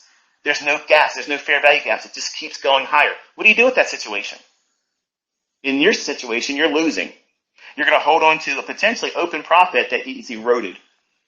And as it keeps marching up to that initial high of the day, prior to the juice swing lower, then it'll really quick jumps up. Because it doesn't want to let the people that have their buy stops sitting there pull them. Because they want that liquidity there. And what does it do? It keeps them from pulling their orders there. And also that excitement, it looks like it's a breakout. Oh, look at that. Oh, it's a breakout. And now, you'll see the price really start to take off. Because they don't want everybody being able to pile in on those deep discount prices because they want to get it quicker to the high of the day. So classic buy days, they don't spend a lot of time near the low. There's a whole lot of energy that takes off when it finishes its Judas swing. It goes, bang, takes off. So you have to be positioned at that initial high of the day prior to the Judas swing. Anywhere from that high down, being long, is ideal. And be comfortable knowing that you probably will never see that range from the initial high being taken out to the Judas swing low. You'll never see that range that creates that ever traded to the rest of the day. So you don't have to have your stop loss at the low of the day. You can go back 3 PD arrays in that range, put your stop loss there, and just let it go. Go do something else. Go do something stupid like play golf. Tear up your back. Go do something that's fun, like go fishing. Go take a nap. Go take your spouse out or your significant other. Go have lunch. Don't even look at your charts. Just let it go. And then come back 10 minutes to 3 and see how much of the range you now have under your trade and how many times that you may have done something silly and small little short-term little moves and never had the whole daily range. If you start trading that way, anywhere between 4 to 6 days a month. Those are those types of scenarios. They're not an everyday instance, but 4 to 6 days out of a month. There are very easy classic buy days. And obviously, the other thing is said on the opposite spectrum, where you'll have 4 to 6 down days that are classic sell days, where you can hold for the whole daily range. Everything else other than that is days that you're going to have to be a trader that buys and sells intraday. Or you stick with the underlying narrative that constitutes your reasons for being a buyer or seller for classic buy days, because the monthly and the weekly chart indicates to you that it's likely to keep moving higher. Well, then you want to stick to being a buyer. And if the monthly and the weekly expected to go lower, you want to stick to being a short seller. And that way you won't ever miss those classic buy days when it's bullish or classic sell days when you're bearish. But if you don't have that in your analysis, you need to start implementing that. because that's why you're missing the big moves. That's why you're not on side most of the time, because you're not spending a little bit of time. It doesn't take very much time at all, like minutes, just minutes, looking at the monthly and the weekly and the daily to determine what the weekly range might be like this week. What could it reach for? What could it reach for prior to that target? So there's going to be a graduated degree of your best scenario, your best case scenario. It could go up to this level. Or a reasonable level would be 250 to 350 handles higher than where we settled the previous week. So if you're bullish, what PD array is in that range? If you just worked with that, you're going to be light years ahead of everybody else. And vice versa if you're bearish. So when that Judas swing occurs, what your mindset should be is, okay, if there is an algorithm, and if there is an entity out there that is collectively interested in trading with what it does and how it books price, how it makes price behave a certain way, because I've already said this many times before, if we had control with the sheer volume that as all of us traders come together, we could manipulate the price much, much more than what we see. And it doesn't happen. And they give you things like the circuit breaker rule. Oh, well, it seems like, it makes it sound like, oh yeah. we have to stop the randomness of all you buying and selling. That's not what that is. That's not what's going on. But it sounds good, doesn't it? It sounds like they're controlling the wild stallions. We got to keep you guys from crashing the market. We got to keep you guys from sending it to the moon. It's not fair. Why wouldn't they want it to go to the moon? Think about that. How's that for an argument? Why would they ever want to slow down the market? Okay? Come on. The moon's not always up. Sometimes the moon's under. So, I'm having so much fun. But once the smart money traders buy near the low or at the low, they submit to time. They know that the algorithm is going to do what the algorithm does, which is now keep offering higher prices. And it matters not how many people come in and sell short. It's just going to keep offering higher prices. And as it goes throughout the day, you'll have small little intermediate term retracements, which is during the lunch hour. And what you'll look for on a classic buy day is the initial high of the day that drops right down from there to make the Judas swing low, which is the low of the daily candlestick forming. Any short-term high that's above that initial high of the day, the buy side was engineered at right before the Judas swing lower. There's going to be a higher swing low. The lunch hour will many times drop down to that. And it'll clear the stops, anyone that's trailed it there. And it won't return to the high of the Judas swing. But classic support resistance traders will think it's going to go there. It won't. And usually in between that initial high and the low that forms in a lunch hour retracement, there'll be some kind of a fair value gap that stays open. And that's a breakaway. That's a breakaway gap. So I'm fleshing out the entire daily range for you. And don't take my word for it. Go back and look at classic 5 days and you'll see these things are there. And that can only be there because it's driven by an algorithm. That means it's running a script. It does these things. It's been coded. And it's astonishing. It's astonishing when you anticipate and you see it happening. And it's a weird feeling. It makes you feel like, I shouldn't know this. Like I should not know this. Like it feels like a dreamlike state. It feels like you're in a dream because what you're seeing happen, you anticipated it. And then you're seeing it. And then when you get good at anticipating it, then you can execute on it. And then what do you do with that? The whole field of dreams is in front of you then. You'll still have losing trades. You'll still get stopped out on days you think it's a classic buy day or a classic sell day, but that's okay. If you stick with this logic, it'll serve you well in your pursuit. Market making is not dealing.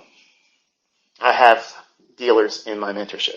I have students that were quote-unquote market makers for a options desk at so-and-so brokerage, large institute. I'm not going to say their names, but you would know them unequivocally, you would know. Like, these are big name industries, and they're large institutions. And since learning from me, a lot of them have come forward and they're like, listen, in confidence, I'm telling you this, so please don't say who I am or whatever. But this is the facts, okay? These same individuals have admitted that while they were being a dealer, and their title was called market maker, they were a market maker at the I have to be careful because if I say it, I've broke my promise to them. But let's just say at a specific options desk, okay, they are the market maker for that options desk, for that trading firm. And they admitted that they had no idea what price was going to do, but they were offering the mechanism of putting buyers and sellers together at that institute or that firm. That's not market making. You're dealing. You're dealing in a price feed that you don't control. Period. And that's not what I say or mean when I say a market maker. The price, and let's go back to a currency, okay? Because it makes it a whole lot easier to explain. Euro dollar. Okay, so the euro, when you're buying and selling euro, when the move's going up, that move up was not instigated or propelled by buyers. The transition from a old price level to now current market price that may be higher, the only thing that chart is indicating and recording is transactions that occurred while that price moved from one price to another. It doesn't even matter how many people would have bought Eurodollar. If it was going to go there because it's ran on an algorithm, it's going there. It doesn't matter how many lots were purchased because it's going to keep going up. And it knows that there's going to be buyers and sellers that come in at any given time because of just impulsiveness. And we're seeing that transaction. But what you've been told and been lied to about is that's what caused the market to go up there. Look at a commodity market.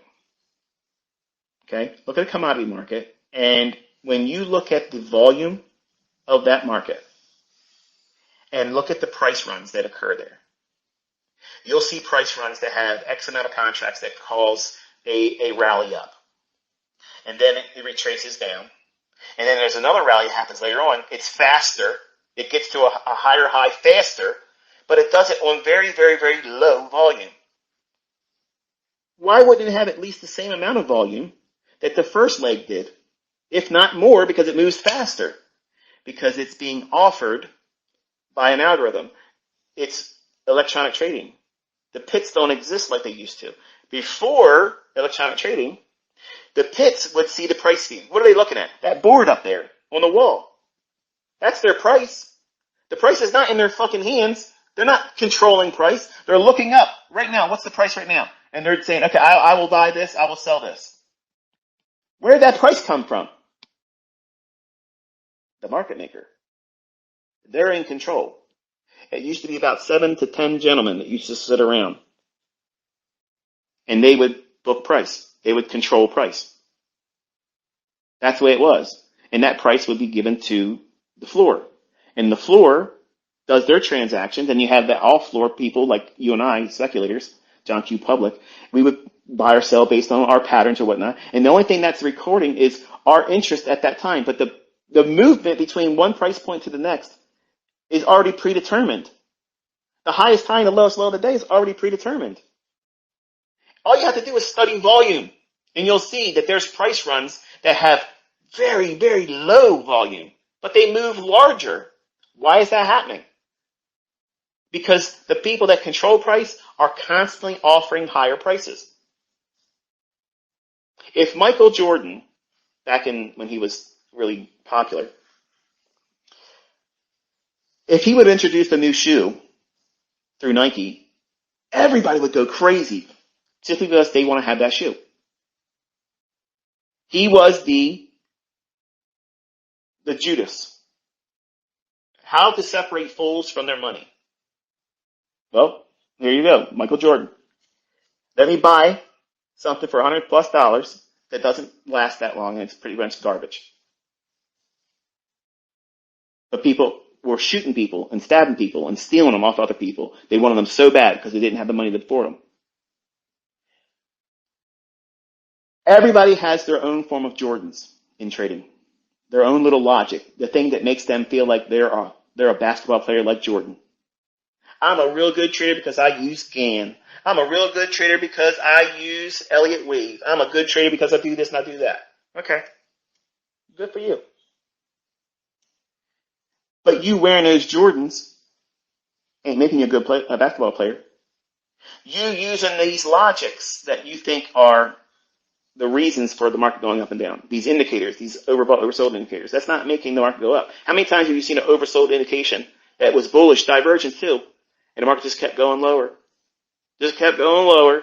Just kept on going lower. That was the wake-up call for me because I was a perpetual bull when I first started. I only could want to be a buyer because it made sense to buy low, sell high. I could not grasp the idea of selling something I don't own and making money when it goes cheaper. It was an alien concept to me. I couldn't trust that. And I just focused on being a buyer. And there was many times where I was trying to be a buyer as a 20-year-old, not knowing what the hell I was doing. And everything technically, based on every retail thing you can imagine, said that it was going to go up from there. And there'd be this little tiny little move up. And I'd be, yeah, I'm on side now. And the only thing it did was take out a short-term little high, the run trailed buy stops, and then the fucking floor would fall out. And I'm in drawdown. Because I don't have a stop loss. I'm still just in drawdown. And I'm thinking, okay, well, it just needed to do that little bit of move. Now it's going to go up. And the whole time I'm watching it go lower and lower and lower. And I'm like, finally, I got to pick my guts up. There it is. Let me at least have $200 left in the account. Let me just have that. And if I would have held on to that, it would have took that and more. So that was my wake-up call that there's something else going on here. Like I gotta look deeper into what's going on behind price. And the algorithm is designed and coded in a way where it will capitalize on two primary things.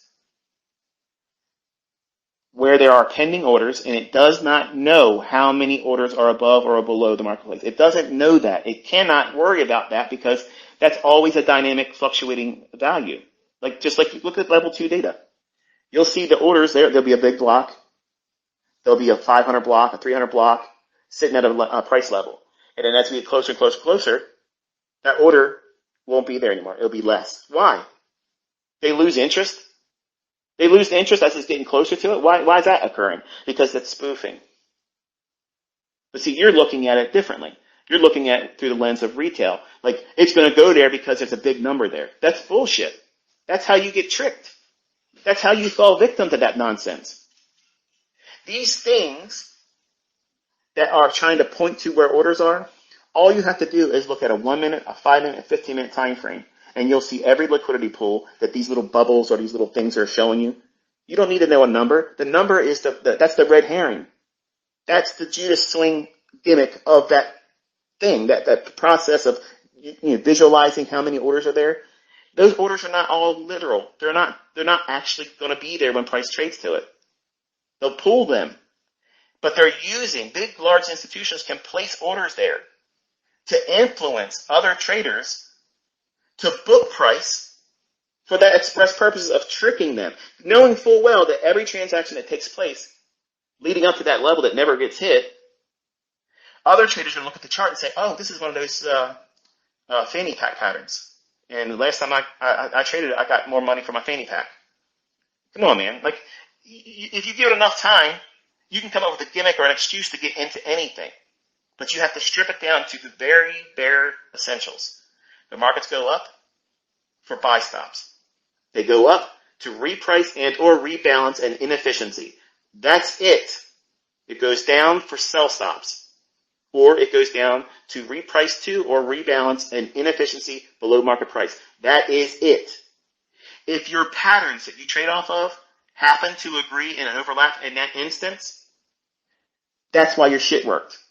It wasn't because of your harmonic pattern. It wasn't because of Elliott wave. It wasn't because of anything except for that's what it was going to do at that time. If you go through all of your losing trades, I promise you it will be a revelation. But most of you don't even give a shit. You haven't journaled anything, so you don't have the ability to go back and study what you did wrong. But the ones that have, go back and look at where your losing trades occurred. And then look at what I teach, and you're going to see mine standing in front of your trade. What I tell you the market's going to do and how it's going to behave in book, that's why your trade failed. And vice versa. Look at all your retail shit, and the times that it works, it's because you're in agreement with what I'm teaching. And I know damn well that's narcissistic, isn't it? That's arrogant as shit. You're damn right, because it's the truth. That is the truth. And when you stop paying attention to all these gimmicks and you stop being this team mentality, VWAP team, volume profile team, BSA, supply and demand, they're all bullshit. None of that stuff makes price go up and down. Zero. You're not going to tell me the tick of the entry to get in at, which is the highest of the candlestick. You're not going to get out the lows. You're not going to trade like me. You're not going to get like that. You ain't going to get it like that. Not in any of that other Mickey Mouse shit. You're not going to. Because if any of you could have done it, you'd be doing it already. Why am I still out here barking and then nobody's coming forward and saying, here's the shit that beats your stuff?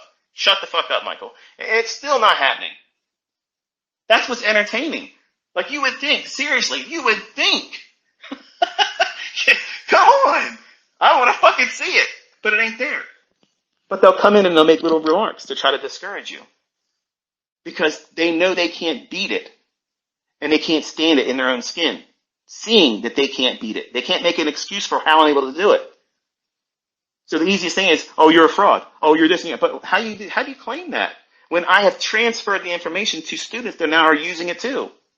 And now, you said I would never live stream and trade. I'm doing it in front of you. With precision elements that you can't copy in anything else. So, market making is the mechanism that these algorithms book price under. There is no market maker person that's dealing between two price points that makes price. No. Absolutely not. That is a dealer. But they have been miscalled as a market maker. They are not controlling price. They are not going to deliver the high and the low of the day before it happens. They're not going to give you the logic. And every single one of the people that used to be called market makers in the financial world that are now students of mine, they all collectively said the same thing. They had no idea what the fuck price was doing. They just were dealing at the price at that given time. So they were providing a pairing of orders coming together, and there it is. That's not market making. You're dealing. You're dealing in a price feed that everybody else is dealing with. You're not creating that feed. You're not changing it when it's going to keep going up to a buy-side liquidity. You're not changing its direction when it's going to go down to a sell-side delivery. You're not doing anything except for doing a transaction like anybody else is at that given time when we place a trade. So when you hear this stuff and you think, oh, well, the market maker does this. Well, the market maker's role is to be delta neutral. Yeah, dealer is. That's the dealer's job. That's not a market maker. A market maker is delivering the whole fucking range, the high and the low. And they are not going to let it go outside of that high and low unless it benefits them. And that's manual intervention. That's FOMC, it's non-farm payroll, it's CPI, it's PPI. When they go in and they know they want to disrupt as much as they can, because they're doing one of two things.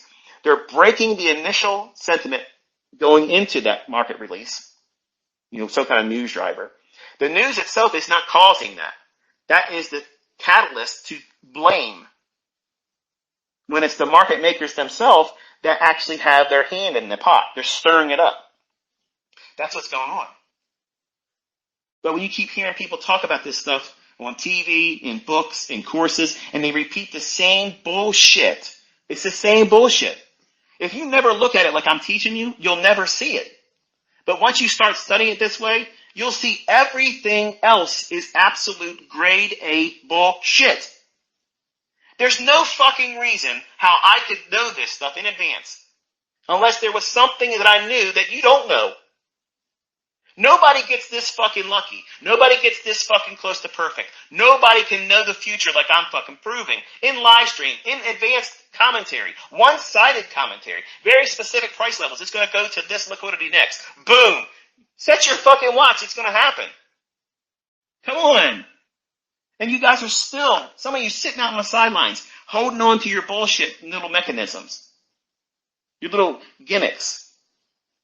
Because you don't want to switch to Team ICT. Fuck Team ICT. There's no Team ICT. You're not on my fucking team. I'm a one-man fucking army. All of you just want to learn what I do. And that's all I'm asking you to do is investigate it, look at it, test it. If you don't like it, you can't do it, then do what you're doing now or go do something else. But really put an effort into seeing it, testing it. The things I tell you, look for it. And once you start seeing it, you're going to be like, man, my stuff's saying this is a buy right now, but this guy said if this is going into the marketplace, it's probably going to go the other way. And now you're in a conundrum, aren't you? Do you stick with your program that maybe is 50% right? And now you have the wrestling match between what I taught and you have an awareness of. If you take that next trade and you lose, you're a convert. I've convinced you at that moment. But the weak-minded ones will still want to wrestle, and then you'll troll me. That's what every one of my trolls that turned student, that was the same thing they did all the time. When they started implementing what it is I teach, and they were still trying to trade their shit, and when mine was saying it was going to do something that was opposed to them, they took the trade. And when they lost, they hated me more. They fucking hated me more. They're like, man, this motherfucker, and they would troll me harder until they kept seeing that when I was teaching the concepts that caused the market to go up really, and their pattern bullshit, their Elliott wave bullshit, their whatever the hell Mickey Mouse shit is, was failing up against it, they finally broke down and sent me emails. Said, listen, I gotta be honest with you, man. This is, I didn't want to believe it in the beginning, but man, what the fuck, right? And now they're really good students. They don't blow smoke up my ass. They don't cheerlead me in public. They don't lift me up and glaze me all up on social media. I don't want none of you doing that. That's not what this is about. This is about teaching you what really goes on, how to anticipate it in price action, and remove all of the confusion about what it is you're looking for and when it's going to occur. Like how else could you improve upon this? Not that I'm not going to, because I am, but if you can time when you're going to do something, you know inside of a 20-minute interval when you're going to do something, and then you have a higher time frame directional bias that tells you it's most likely going to book here. Why? Because smart money holds positions longer than just a couple seconds or a couple minutes. But there are high-frequency trading algorithms that fire in and out all day long that capitalize on that. It's not just institutions and retail traders. There is an entity that is always in the marketplace. Always. Buying and selling. All day long. Up, down, up, down, up, down. In every consolidation, they're buying and selling in that too. There's always volume coming through the marketplace. Always. And just like you hear these things called dark pools. Well, there is an entity of smart money trading that they are not on the exchanges like you think they are. And it's something I can't point to it, and I can't talk more about it than what I just said there. Just know that this isn't the only circus in town. Let's just say it that way, okay? And they have a vested interest in controlling the outcome. And that's pretty much all I'm going to say about it. But you can see these things happening every single day. If you're looking for it, you'll see it. If you've never been introduced to it, you'll never imagine that it's like this. You'll think it's just random price action. Oh, well, my system didn't work today, so I'm glad I got a good stop management and didn't over leverage. Because, price is random. That's how they tell themselves. They tell them that because it consoles their doubts about what their next trade's going to be like. And the ones that are really good at money management, they don't care what the outcome of the next trade is because they know as long as they're managing their money correctly, they could be 30% wrong. 30% right and 70% wrong in what they do and still be profitable. Much like a poker player. If you watch these professional poker players, count how many times, keep a running tab, get a little notepad. This is the things I used to do. I would write down their names, and then every time they had a winning hand, I'd put a check mark next to them until that table was finished, and they went to the next table. How many losing hands they have versus their winning hands. And it's surprising. They only had very few winning hands, but they lost. Most hands are folded majority of the time. Study it and see. So what are they doing? They're managing their money. They don't have control over the cards. They don't have control of the other people's decision making. They have control over their money. When you're trading, you could flip a coin. If it's heads, you're going to buy. If tails, you're going to sell short. If it's a Monday, you're going to only buy the morning session. If it's a Tuesday, you're only going to buy the afternoon session. And you put these filters in.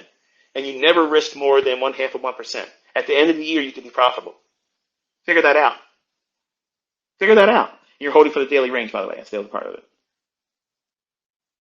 It's the same mechanism that's being seen in poker. It's the same mechanism that's done in anything, that if you give yourself enough time for the circumstance to pan out, whereas in this case, the daily range, creating the higher high and close on the high when you're bullish, or a lower low and close on the low when you're bearish, if you put yourself in those days appropriately and just hold on to it, don't jam your stop loss up, try to strangle the trade, you are in a position to capture the lion's portion of the day.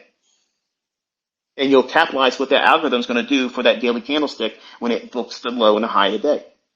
I'm telling you the times that it's going to create those instances.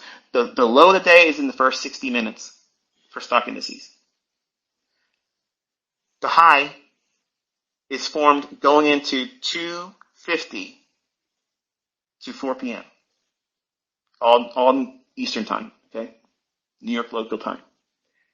So if you're bullish, you can try to nail down the low. And you'll probably lose trying to do that because you're going to try to capture the very low. And over time you'll realize that, okay, what happens, just wait for it to actually be there and then trade it on the next discount rate. What you're going to be doing is you're going to be buying the low risk entry of the market maker reply model. Yeah, so let smart money have that smart money reversal. I'll be down there. But when you see that next fair value gap or institutional order flow entry drill or inversion fair value gap to trade off of or order block, bullish one, that could be your entry mechanism for the low risk entry. And you ride it all the way back up to the initial high of the day, and then you anticipate an explosion where price goes up higher because they're going to want to leave that Judas swing area as fast as they can. And it's a lot of ground will be made there. And people will chase it all in that big buy sign and balance, sell sign and fishing that'll form then. And that's where the lunch macro will retrace back down inside that and stop those individuals out, and they'll accumulate more longs that they'll ride through the PM session of the day, and they'll get out at the high of the day forming between 2:50 and 4 p.m. Eastern time. Folks, that is your real candle range theory. That's the real power of three. That's the real ICT. Okay? That's the algorithm. That's what the algorithm fucking does. That's what it's coded to do. Anything other than that, it's manually intervened. It's as simple as that. It's 4 to 6 times a month. Both buy and sell. Don't take my word for it. Go through the fucking charts and you'll see it. So, the reason why you lose,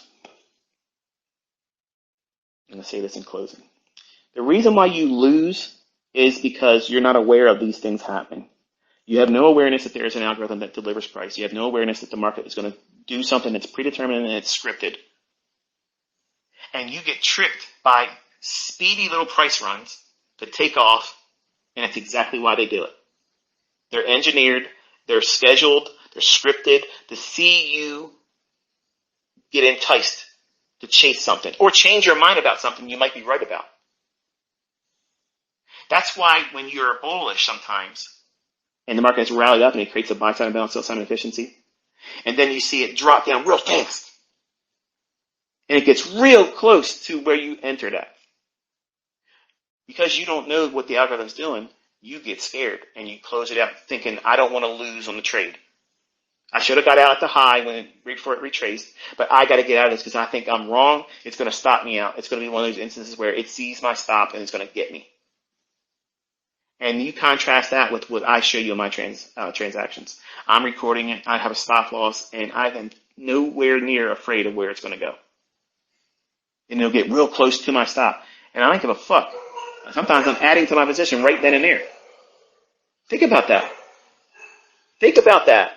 What's different about that? I know something that you don't know. And what I know, I'm teaching you.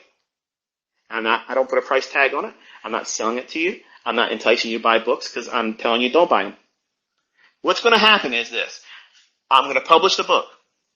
People in third world nations are going to take the book and they're going to scan it into a PDF file. And in 3 days, it's going to be all over the internet. I'm not selling books to make money. I'm putting books in print just because I want the ISBN number associated to me. When I release all the information about the things I want to teach, everybody will go to that book, whether they get it from a pirated version off a fucking Telegram in a PDF format. I don't give a fuck about it. I'm not trying to make money on books. Nobody makes money by buying books, or selling books, rather. The margin's too low, and it's not, if I want to make money, I'll just simply fucking make money. Okay, I can go out there and press the button and make more money.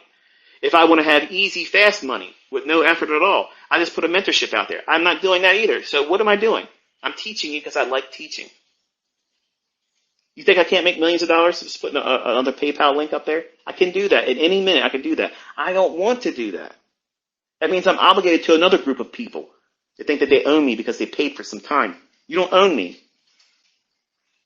I like teaching. I like transforming individuals and giving them the empowerment to transform their entire future legacy and their family tree.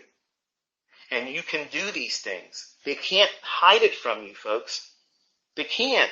I'm trying to explain this to you. They cannot hide it from you. But if you don't understand it, you can be tricked by the things that you don't know.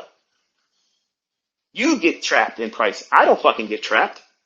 There's no smart money traps. Smart money does the trapping. You're not trapping smart money traders. You don't even know what the fuck a smart money trader is. That's what you get when you get people teaching leaked content, lying and defrauding people. They make up bullshit like CRT. All this secondhand mentorship, watered down, has all come from me, and they don't even know how to do it right. That's why the 2024 mentorship is being live streamed. That way nobody can talk shit and say, he picked the right one, he's cherry picking. You notice they ain't saying any of that anymore? They got nothing to say now. And they're going to find something always to gripe about. Instead of saying, I'm going to take this energy, like some of the trolls I've had in the past, and I'm going to dive into this. I'm going to prove him wrong. Use that energy. Go into it with that intent that you're going to prove what I'm teaching is wrong. Let that be your fucking superpower. You're going to go in, that's it, baby. And watch what happens. Just watch. And you're going to see it's an uncomfortable feeling when it hits you. The whole time I've been telling the truth. The whole time. And all that time you wasted. You're wasting it. Why? It costs you nothing, man. It just goes to show you. I said it in Mentorship 2022. I'm sorry, not 2016. 2016, rather. I said I could literally teach this stuff on the front page of the USA Today newspaper. And it would largely go ignored. Because people we're weird creatures. We want something easy, and we want to say something that we did. Like, we did it. I figured it out. I did this. I did that. And a lot of my students that are male are out there actively trying to distance themselves because they want to look like they created something. And the only thing they did was create a new name. It's my stuff. I get accused, like the Democrats tell the world that the other side does this and does that, and they're guilty of it. They're doing the very things they're accusing their opposition of doing. I didn't rebrand shit. I'm the originator of all this stuff. I'm out here demonstrating it, and there's nobody else out here doing it either. They're not demonstrating it. They're not teaching the new content and showing you how it's going to work, and then it does. These are all mine. These are all my things. And a lot of my students that are male want to be like that, and they want to emulate me by trying to say they created something new. Or they'll send me tweets and I figured out something that you don't know. Listen, you don't even know the fuck I know. So stop that stuff. Okay? I don't even want to know what you think you know. I don't need to know anything more. I know the market. I know the fucking source code. You're talking to me about what I don't know. Get the fuck out of here. It's silly. Like, seriously. You don't even know who the fuck's talking to you. That's just nuts. Oh, it's fucking fun. But market making used to be a group of men that would get together and they would control. And how would they do that? For the ones that were asking, how did they do that? If it was before it was electronic and it wasn't out there, how were they doing it? They would put orders in the marketplace. One group of the the men across the table, they would have an interest in buying and the other one would have an interest in selling, knowing that the market would book that price, mark to market, and then it would reflect in the price action. So if they wanted the higher high of the day to be made, they would have an order to buy an X amount of whatever it is, shares, contracts, whatnot, and they would cause that transaction to happen. And they would just keep doing that. And they would offer constantly higher prices. And if they weren't getting the order flow that would come by natural process of buying by the floor or other institutions or the public that would be investing in that, they would create that mark-to-market booking of price that keeps going higher. So they would artificially create these buy programs and sell programs. But it's not efficient. I mean, whenever you have a human element involved, it's not efficient. So sometimes it would not be as efficient as they would want it to be. And then you have the age of electronic trading, which I was privileged to be a part of, where I was doing the hand drawing charts, where I actually had to draw my charts out. I would put the little opening price tick on the chart, a paper chart book, and then draw it down to the low and up to the high. And then I would do a little right tick to the right for my open, high, low, close. And that would be what I would do. I had to do that 4 times a week because the orders that I have for new books of charts that would be delivered weekly, they would give you how the week settled. So it would give you Friday's trading. They would print and then deliver it to you. And then on Monday, you would start doing, the whole drawing of your charts. And I would never have to do my Friday because the next chart book that would be delivered to me by mail would be showing Friday's open, high, lows, close for the markets I would trade with. And the markets I was trading back then were the meats, currency futures, bond futures. And it's a little tedious when you have to draw your own individual open, high, low, close bar. We didn't have any alternative back then. I mean, that's just the way you did it. And then they created software programs like Supercharts, TradeStation, Metastock, that was my favorite. I liked Metastock. I think it was Equus was the producer of it. But I love that platform. That was my favorite platform. And I used end of day data and I would plot hourly charts with the daily chart and the weekly chart. And I would just simply use a 50-day moving average. And if it was sloping up, I was bullish. And if it wasn't sloping up, I wouldn't trade it. I would wait for another market to trade that would give that indication. And I would use a 60-minute or hourly chart when it would go oversold. And it would either give me a type 2 trend following divergence, which is called a hidden divergence today. Nick Van Nice was the guy that introduced that. Or a classic type 1 bullish divergence where you have a lower low in price, but a higher low in the stochastic. That was my model back in the 90s. So whenever I made money, if the market was going to go up, that's when my system worked. But it didn't work a lot. It lost a lot because the markets were not always going up. And I didn't know how to time the market going up. I just looked at the indicators to tell me when it should go up. And I got my ass handed to me over and over and over again, trusting indicators and never referring to price, never referring to it. The only time I cared about the price is what price I need to say to my broker when I had to physically call them to tell them what I wanted to buy at, because that was it. And the only selling I did initially was if I use a stop loss at all, this is where I want to put my sell stop. Sell was a rare thing in the 90s for me when I first started because I didn't know much and I was already trying to do something I wasn't equipped to do, trying to trade with money that I couldn't afford to lose. I was borrowing it off of credit cards. Of all places, that's how rushed I was. So when I am critical on all of you and I yell at you basically and telling you you're stupid for doing this dumb shit, I'm the leader of that line, man. Like if that's a Congo line, I was leading it because I was borrowing credit card money. That's dumb. And it's bad. That's a bad decision. But that's how panicked I was to get out of the situation I was in. I was willing to take a cash advance off of a credit card. Nations Bank credit card. That's what it was. And I blew it. Because I was trying to do the things that many of you are trying to do, and you think you're going to be the exempt. It's not going to happen to you.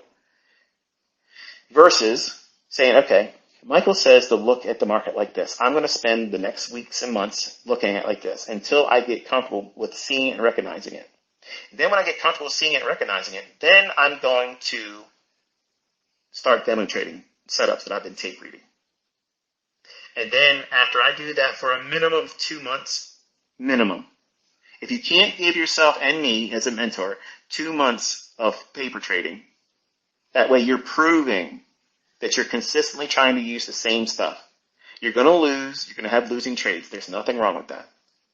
But you should be using the lowest leverage. That means using one micro lot if you're trading index futures. Let that be your benchmark. And if you're consistently able to trade with that for 2 months, then at the very, very, very minimum, I think you could entertain, not that you should, but you could entertain the idea of going after a combine challenge because you're only risking what you paid in. But you should not trade with real money yet. And if you can't get a combine passed and grow that account to fund it with one micro, you're not trying to rush to get a lot of money. You're going to be surprised how it feels when you have this monetary reward or punishment if you do it wrong. That's why you want to get bored with doing it correctly in the beginning. That's all part of the documentation stage of your development. This is all the things that you're going to have as a baseline and foundation. This is what you worked with to start from. And if you don't record all that, you won't be able to measure your advancement in your understanding and your progress. And you will feel so much better a year later, 12 months from the time you start, and 12 months later, and you look back at what you journaled and how you thought about price and the silly little times that you were worrying about things that were not even all that impactful, and all the energy and the time that you wasted worrying about the things that are not even important, that could have been used to focus on the positive stuff. And how you think about price back then versus how you think about it 12 months later, you're a new person. You'll be confident. You'll be detail-oriented. You won't be in a rush to get into a trade, and you'll feel comfortable. If you want to take a day off to do something and not trade, you're not missing anything. That's the wonderful feeling. Like, I don't ever feel like, oh, I missed the move, man. I wish I would have. No, you don't ever hear me talk like that. You never hear me talk that way. Because I know what I can do every single day. And I know when the big days are coming. I know when the big runs are going to occur, higher and lower. I know all those things. So because I know them, I know they're not an everyday instance, whereas you don't know when they're going to occur, so you naturally assume what? Every day could potentially be one of those big days. Think about it. It's true, isn't it? That's exactly how you think right now about price. You never know when that big day is going to come. I do. And if you don't get control of yourself and start giving yourself realistic expectations and living in those and not trying to be an Olympic feat type trader where you're trying to do the impossible all the time. Some of you young men are trying to impress me with what you think you figured out instead of just showing me what you've learned and learned it correctly. That's what would impress me. I think what you're trying to do is you're trying to distract and lie to me and lie to yourself and anybody else reading your tweets that you are doing far better than you actually really are. And I mean that with love. I'm not trying to be, derogatory or try to talk you down. I'm telling you, there's only a few of you that do it. But I'm quite certain you're doing that because you're compensating for something. So instead of telling me what you think you discovered, show me what you've been doing with what you learned. And if you're not consistently able to do that, I'm not impressed with anything else. Because that means you haven't done the work. That means you haven't been putting yourself in front of the charts, tape reading, studying, backtesting, and then never making it to the point where you could be demo trading with a purpose, not just guessing. Like you should, if you're going to employ a demo account, you should be at least comfortable with knowing that you're not rushing to get into something just to prove something. It's going to be, I am doing this because I see the setup, I see where the risk is, I see where the profit is. The range is affording me enough to warrant the risk, and it's at the time of day when it should behave this way. So I'm going to engage it and trade it based on those rules. And then take it down, and then journal it all up, mark it up, and document it, and put it in your journal. Next day, and you keep doing it. Minimum, if you can't give me 2 months like that, stop listening to me. Stop watching my videos. Go listen to somebody else. Go listen to someone else tickle your ears and give you all the little buttery little comments and never learn anything. And then come back when you lose your ass, because you'll be better equipped to do it the right way. Because if you can't do this, I promise you this, you are not going to get what you think you should get real quick. You want it real fast. It ain't going to happen real fast. And the faster you want it, the longer it's going to take. So just submit to the right now day of this is what I have to do. I have to study price like this. I believe that there's an algorithm. I believe that it's going to behave this way based on time. And now I'm going to go in looking for that. If it isn't occurring like that, if I don't see it happening, then I can quickly ascertain that this guy's talking out his ass. There is an algorithm, so therefore he's a fraud, and I shouldn't waste any more time with him. There you go. That's the litmus test. It costs you no money to get that. And don't take anybody else's opinion for it. Don't take anybody else's tweet. Don't take anybody else's bullshit lies, any kind of video garbage. You do it. You do it yourself, and you will see what I've said is the truth. Nobody has gone through that process and came forward and said, this is fake, this is false, it doesn't happen this way. I've never done it. It's never done it like that. And that's why I always encourage every single person that comes to me to don't take my word for it. Don't believe what I say. Go into the charts and see what I'm telling you is there or not. I'm convinced that once you see it, you may not like me. You may not come out on social media and say, hey, look, you were right, or I was wrong, or anything like that. But you're going to start digging into it more. And it's going to make you a better trader. And it's going to help you not lose so much money. If that's all I get out of this interaction between us, that's a win for me. Because I don't want to see you guys hurt yourself. And I hurt myself a lot. And it messes you all up mentally. It makes you it's hard to live with some of the mistakes you can do to yourself financially and emotionally and psychologically. I would be so much better as a trader and as a person if I would have had someone like I'm trying to be for you. If I had that, I'm convinced that I wouldn't have hurt myself as bad as I did. I would have learned better. I would have learned faster. Not that that's a good thing, but I would have known what to do sooner without going through all the trial and error of hurting myself, of trying to talk myself into bad things and convincing myself of it being the right stuff when it was all the wrong stuff. So you have a market that is absolutely controlled. It should not bother you. It should be encouragement. Because if they're controlling it, that means these things that you're looking for are going to constantly repeat. And if they can constantly repeat, that means you have a reoccurring condition that affords you a setup that can be framed with risk and potential profit. That should encourage you. Use your thought process right now. If you have something that you've been trading with before coming to me, can you tell me if it's going to be the morning session or the afternoon session that your trade's going to form in with your school of thought, and what time it's going to form? Because if you don't know that, you're not on the same playing field. You're not even in the same zip code as me.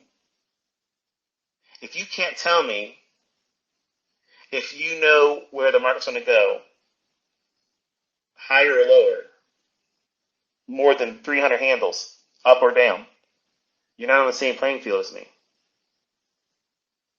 If you don't know how to add to a winning position at every point, that would be an individual entry point as well, if none of the previous ones were used, and they'd still be profitable, you're not on the same playing field as me.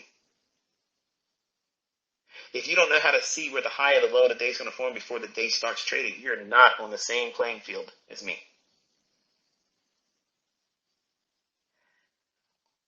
All of you have opportunities to improve on. Some of you have a whole lot more opportunity because you have next to nothing in terms of understanding.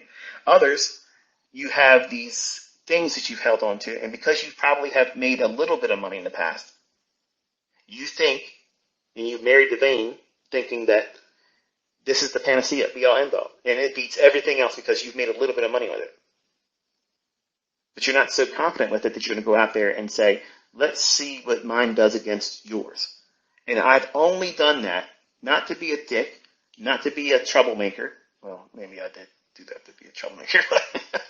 It's not meant to be vicious. It's to open the eyes of everyone else, because teams exist in trading. Tribes exist in trading. And some of you like to make it ICT tribe, or team ICT. Each one of you is a one-man army. I don't need any of you to defend me. I don't want you doing that. And I have created these scenarios where people can step forward and present what they believe is good in the marketplace versus what I'm telling you and proving. And nothing's going to come close. The reason why that doesn't happen is largely because they don't know how to trade well. So they don't want to showcase that. Two, when I do outshine that and prove that this is a superior perspective on the market, it's going to mar them for life. It's going to hurt them, and they're trying to spare themselves of that. Just like in the beginning when you do all the wrong things, when you're watching price and impulsively say, oh, it's going to go up from here, and it doesn't, and you just quickly discount it. It's the same thing. They're putting blinders on. And that's unfortunate because you're holding yourself back. All of you, even if you are making money, you could be making so much more money easier by knowing what's going to hurt you. How is this market going to violate the people that don't know these things? That's the benefit of learning from me. It doesn't matter if you use my concepts entirely, but if you understand how the market books price, if you can recognize what I'm suggesting when the market should go higher or lower, and your stuff agrees at the same time, you can trust your system then. I mean that wholeheartedly. I'm not trying to be funny. I'm not trying to be rude. I'm not trying to be narcissistic or arrogant. I mean that wholeheartedly. If you can learn enough about what I'm teaching about price, if you can see both agreeing at the same time, in my opinion, you can trust your stuff then, because that's when your retail stuff's going to work. When it's in alignment with, and it's going to be few instances of that happening, but when it does happen, your stuff will work because it's based on how the market's going to book price regardless. Regardless if GAN supposedly said it was going to go up, regardless if Elliott Wave stuff supposedly it's going to cause it to go higher, anything out there. Any school of thought, Wyckoff, whatever.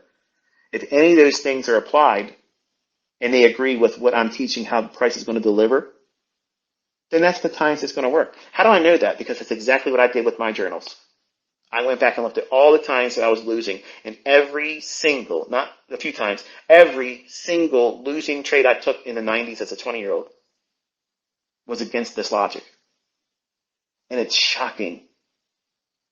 It's like, what the hell? I had no chance. I had zero chance. And then you wonder why some of you, most of you, when you first start trying to trade, it feels like it's impossible. Like nobody can win this. Like how can anybody win? And then you see me out there executing and it's just like, what the hell? This guy has got to have daily data. He's got to have delayed data. And because we've been live streaming this entire time for the last 7 weeks or plus, you see that I can call every move that's happening. And when they're not good moves, I'll tell you they're not good moves. And they're not. And then I tell you, okay, now it's a good move. And then it happens. You blend that with what I've done in transactions and recorded trades, it's a farce to believe that I'm doing 15 screens being recorded and picking the right one. How the hell am I going to be able to manage all that stuff and annotate all those charts if I was just doing just two? I can't do it. My attention span's too small. Like I get easily distracted. I wouldn't be able to do that. You're giving me too much credit for shit. I just know how to do it. And you're witnessing it now. But it should be no surprise as to why you're failing. If you understand what I'm teaching, you're going to see why you failed. Because it goes against what I'm teaching you and how the markets book price, how the market makers deliver price through a mechanism that we collectively call the algorithm. That's a price engine. A price engine is simply a script that when prices trade to a specific price at a specific time, it triggers a speed mechanism that causes the market to spool. It means it starts offering price higher or lower consistently with very little retracements. It just keeps going in one direction. That is a macro. That is the time element that is in my time and price theory. That shit is not in Larry Williams' book. That shit is in no other book. Okay? It's not. It's based on very specific algorithmic principles that you're only learning because I've talked about it. Nobody's ever paid any attention that the 10 minutes before the top of the hour and the 10 minutes after the top of the hour, that's going to cause a run for liquidity or into an inefficiency. It's never made its way into a book. It's never left the lips of any teacher, mentor, or trader that's trying to explain their method. It's never happened. That's never, ever happened before. And when I see this campaign that's being leveled against me, I don't know it's certain that it's probably really a commercial grade approach that's being orchestrated now because it's happening a lot. You're getting a lot more people talking about it. But if you understand what they're saying, it's flying in the face of what you're witnessing real time. Who are you going to believe? And that's because this information is not supposed to be in your hands. So there's going to be misinformation campaigns produced as we go forward. And you're going to be the witnesses that were here. You saw it happen. You saw me calling it. You saw me executing in it. You saw all of it. You saw me talk about where the market was going to go on a daily chart, and then days later, it does it. So I'm canceling all the delayed data there too. So how many times does someone have to prove that they're not lucky, but they're precise, and they know something that you and nobody else knows? I leave that question to you as the viewers and the listeners. You have to determine at what point does it become obvious. At some point, if you pay enough attention, it's going to come to a threshold where it's beyond any doubt that these markets are controlled, and I know something about that than nobody else knows. And I'm always ahead of everybody else. I'm always aware of what's going to happen before everyone else. And I have students that have learned from me, and they can trade just excellent. They know what they're looking for, and it's such a pleasure as a teacher to see them doing that. I'm proud to see that. I love that. Sometimes it's emotional because I can see them typing out like I type out, and I can feel what they're feeling as they're typing out, and then it's like, oh, that's be random, because I know what they're thinking at the same time. Like, wow, man, like this shit is the real deal, right? And now you're the real deal. It's not just me is the real deal. You're the real deal. When you can do this in your own hands, it's empowering. No one can talk shit to you and have any effect. No one can dismantle you and say that you're not a good trader because you can do it. And nothing's going to change it. The algorithm's not going to change. The markets are not going to change. These same asshats that come in here and try to disrupt you and scare you and just remove your interest in learning how to do this and make you doubt,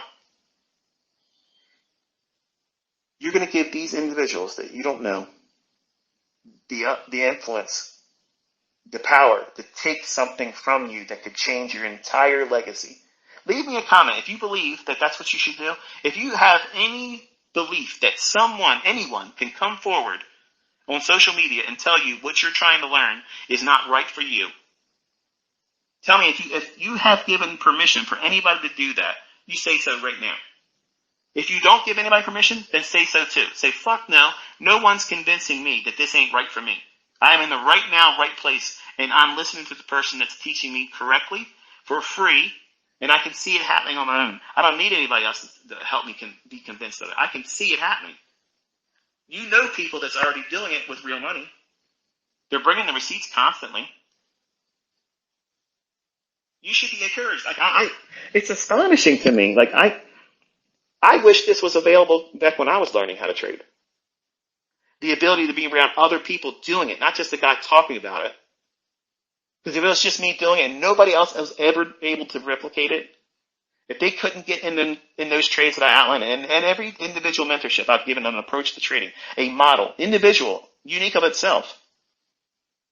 I could do that every fucking day for years, and the models would never, ever overlap. Try that one on for size. Telling you, I don't ever run out of fucking shit. I got stuff that you ain't never seen before. But I have to pick and curate the ones that I believe that takes the least amount of effort, that's visually spots the setups that you can see it easily. It's not as obscure as some of the other ones I have. So as a teacher, I try to present these things for my kids because I know if I was asked, at gunpoint, which one's the easiest one? Fuck the rest of your shit in ICT. What is it? It's the ones I produced and shared openly and publicly. They're the easiest ones. I have extremely articulate models that are all going to be automated, really. They're buying and selling all day long. All day long, baby. Up, down, up, down, up, down, up, down. And they're capitalizing on every minor fluctuation between a 1 minute and 15-second chart. Up, down, up, down, up, down, up, down, up, down. You'll never see that. I'll never divulge that, and I'll never share it with anybody. You don't need that. What I've already shared is enough. I've given you the first presented fair value gap of the 9:30 to 10 o'clock. That is absolutely the death knell in retail. Like, that's it. It's over for all of you now. None of your shit's going to be able to live up to that. None of it. They can't hide it from you. How are they going to hide that first fair value gap from you? They're not going to. Does your chart ever change in the later part of the day? Like, whatever the 1 minute charts we're doing in the first 30 minutes, have you ever noticed that they're different later on in the day? Fuck no, they're not different. They're the same fucking candlesticks. So they're not hiding it from you. They cannot hide it from you. It's impossible. You're worried about the shit that doesn't matter. And that just proves you're an infant in this. And I can't help but get pissed off and animated when I see the same questions, or the questions that I just addressed and answered in the same live stream just on Friday. Could you tell me about the first presented fair value gap and when can you use it? What the fuck? Dude, I just taught that. Like, I just taught it. This proves that you're not taking notes. You're not even paying attention. And that video is only an hour. Like, it's nuts. And this is the same shit that people that paid me to be mentored, they would say the same shit. I would teach a lesson. Prove it in the price action. And they'd say, could you teach me about so-and-so, so-and-so? What the fuck did you just not watch? What did you just see? What were you watching? The fucking Flintstones? Literally, I just did this very thing. You don't, show me your notes. Well, I didn't take any notes. What the fuck was you doing the time the lecture was on? But you want to be a consistently profitable trader. You think that you're going to be, with that bullshit, with that method of engaging and studying, you think that that's appropriate? That you're going to somehow beat the smartest people in the fucking world in these financial markets with that level of give a fuck because it's too low. You aren't putting out enough. You're not putting into this what's required. If you're not really diligent about taking notes and writing down questions that come up in mind when you're watching lectures, because they're going to get answered in the next future ones. That's how it works. If you're not willing to do that, stop wasting your fucking time here. Go watch somebody else. Because I'm teaching winners. I'm making millionaires. I am not trading, and I'm not producing traders that just go out here and play Mickey Mouse in funded accounts, getting a payout here and there. I'm making fucking millionaires. If you're not trying to be a millionaire, you're in the wrong fucking clubhouse. Get the fuck out of here. Mickey Mouse ain't here. This is the real shit. This is the real shit. This is how the markets book. This is what will beat everybody else's shit. And I'm proving it. I'm laying it out there all the time. The gauntlet's always fucking laid down. And not one Charlie fucking Brown comes here. Not one motherfucker does it. Why? Because they abso-fucking-lutely know that I would nail their fucking ass to the wall. Leaving them broke, hanging there, naked and fucking ashamed. That's exactly what the fuck would happen. And they know it. Nobody in their right fucking mind that couldn't do what I'm able to fucking do would got here and bark as much as I fucking bark and watch everybody have their Velcro balls drop the fuck off in public. That's exactly what happens all the time. Who the fuck's Alpha? Where the fuck is he at? You're listening to him. You're fucking listening to him. And every single one of you can have that same fucking energy, knowing that ain't a motherfucker can step to you. No one can outtrade you. No one can come touch anything that you can do. You can outperform every fucking body. I've given those skills to you. They're all on that YouTube channel right fucking now. What are you doing with it? Are you Netflix and chilling with fucking ICT? Because if that's what you're doing, you're not doing it right. You gotta have a fucking pencil and a fucking pad that you're writing down shit. And that first time you wrote those notes, that's just your first draft. You need to spend time with that for a week and go back over that and think, okay, was there anything else that I just didn't pick up on, but now it's a second thought about it. Let me go into these notes and see, yeah, I think I understand what he was doing now. Then that final draft, that goes into your real study journal. That's the one that you treasure. That's the one you put a little bit of money behind. Not these little Mead notebooks. They're good for initial draft notes. But just simply scribbling down whatever I said, that's not taking notes. What I'm saying, how does that resonate with you? When I say the first presented fair value gap between 9:30 and 10 o'clock, that's important because that inefficiency will be used in the future, not just today. What does that mean? How can I prove that? What am I going to do now when I'm done watching this lecture that I can go out there and start looking for what he means by that? I need to test that theory. I don't want to take his word for it. What are you doing with it? Because if you're just simply writing down the notes and then waiting for the next lecture or watching the next video that's in the stream or on the playlist, you're not doing it right. Now, unless you're going into your charts looking for the very things that I'm describing, you're not going to have that hook in your jaw that keeps you at it.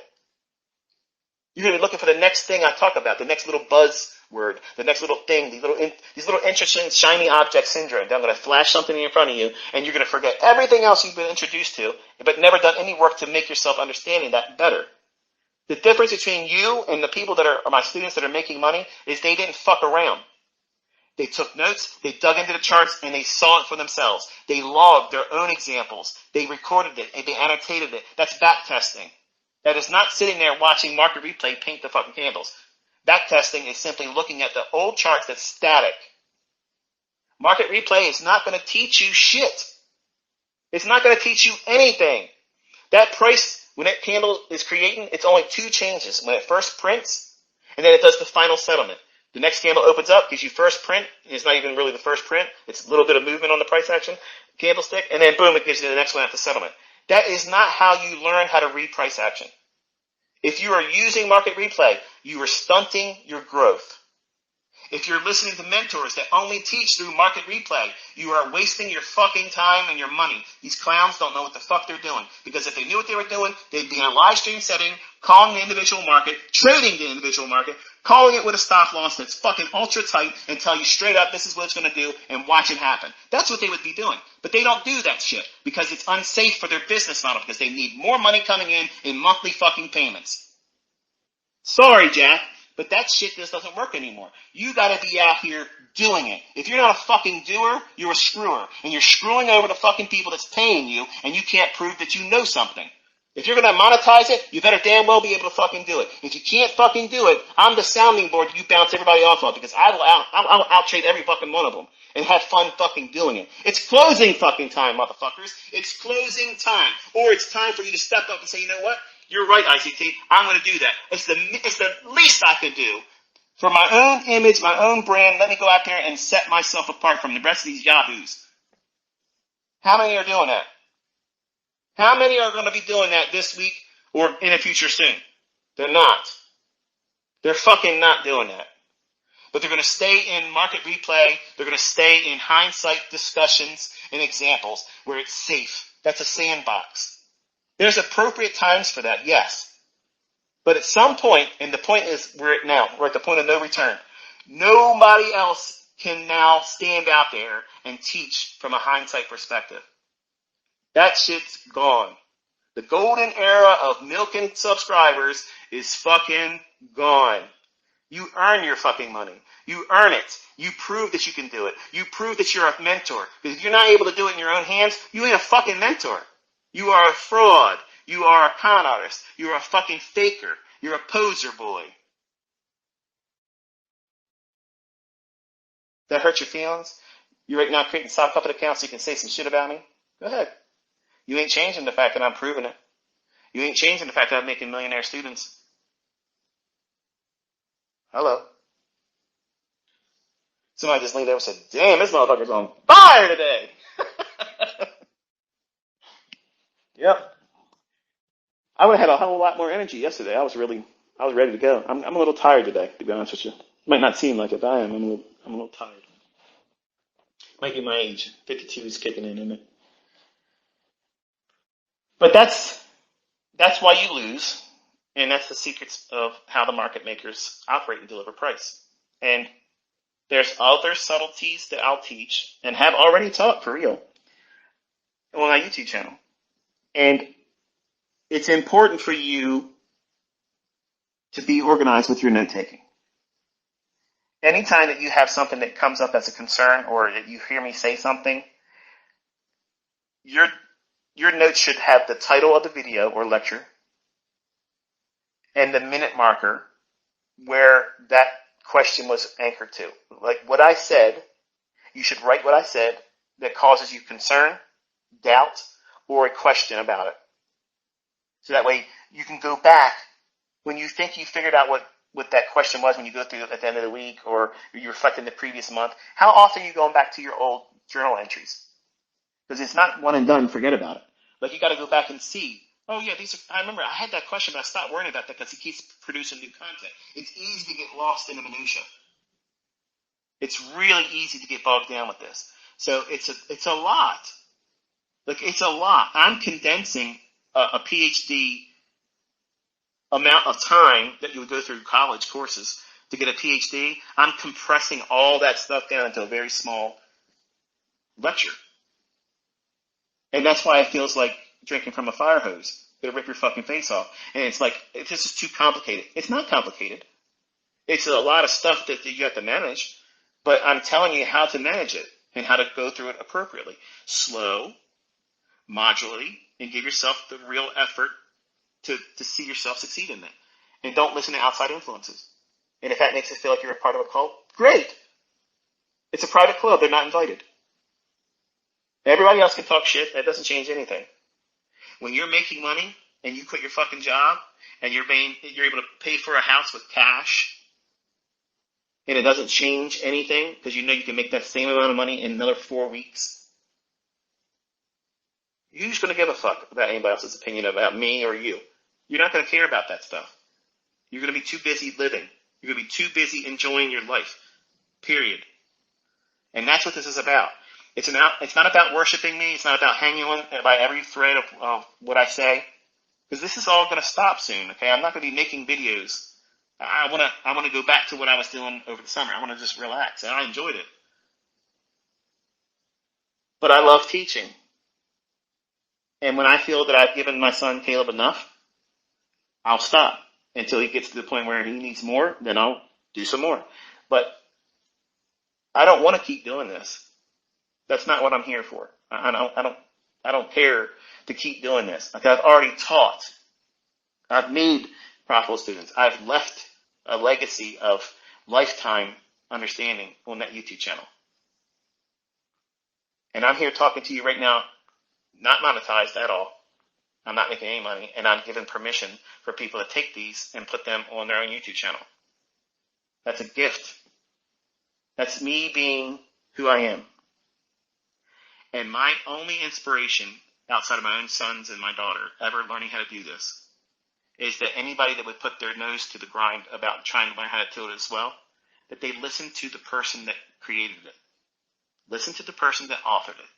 You're going to get the subtle nuances that you won't get from 5-minute trainers selling my shit for $5,000 when I didn't even sell my own shit for $5,000. That's teaching it correctly, not incorrectly. And you don't have to pay for it. And you have the resources on a YouTube channel you can always tap into. You can leave little notes on the video, and no one else sees it but you. Because I have every one of my comments set to hold for review.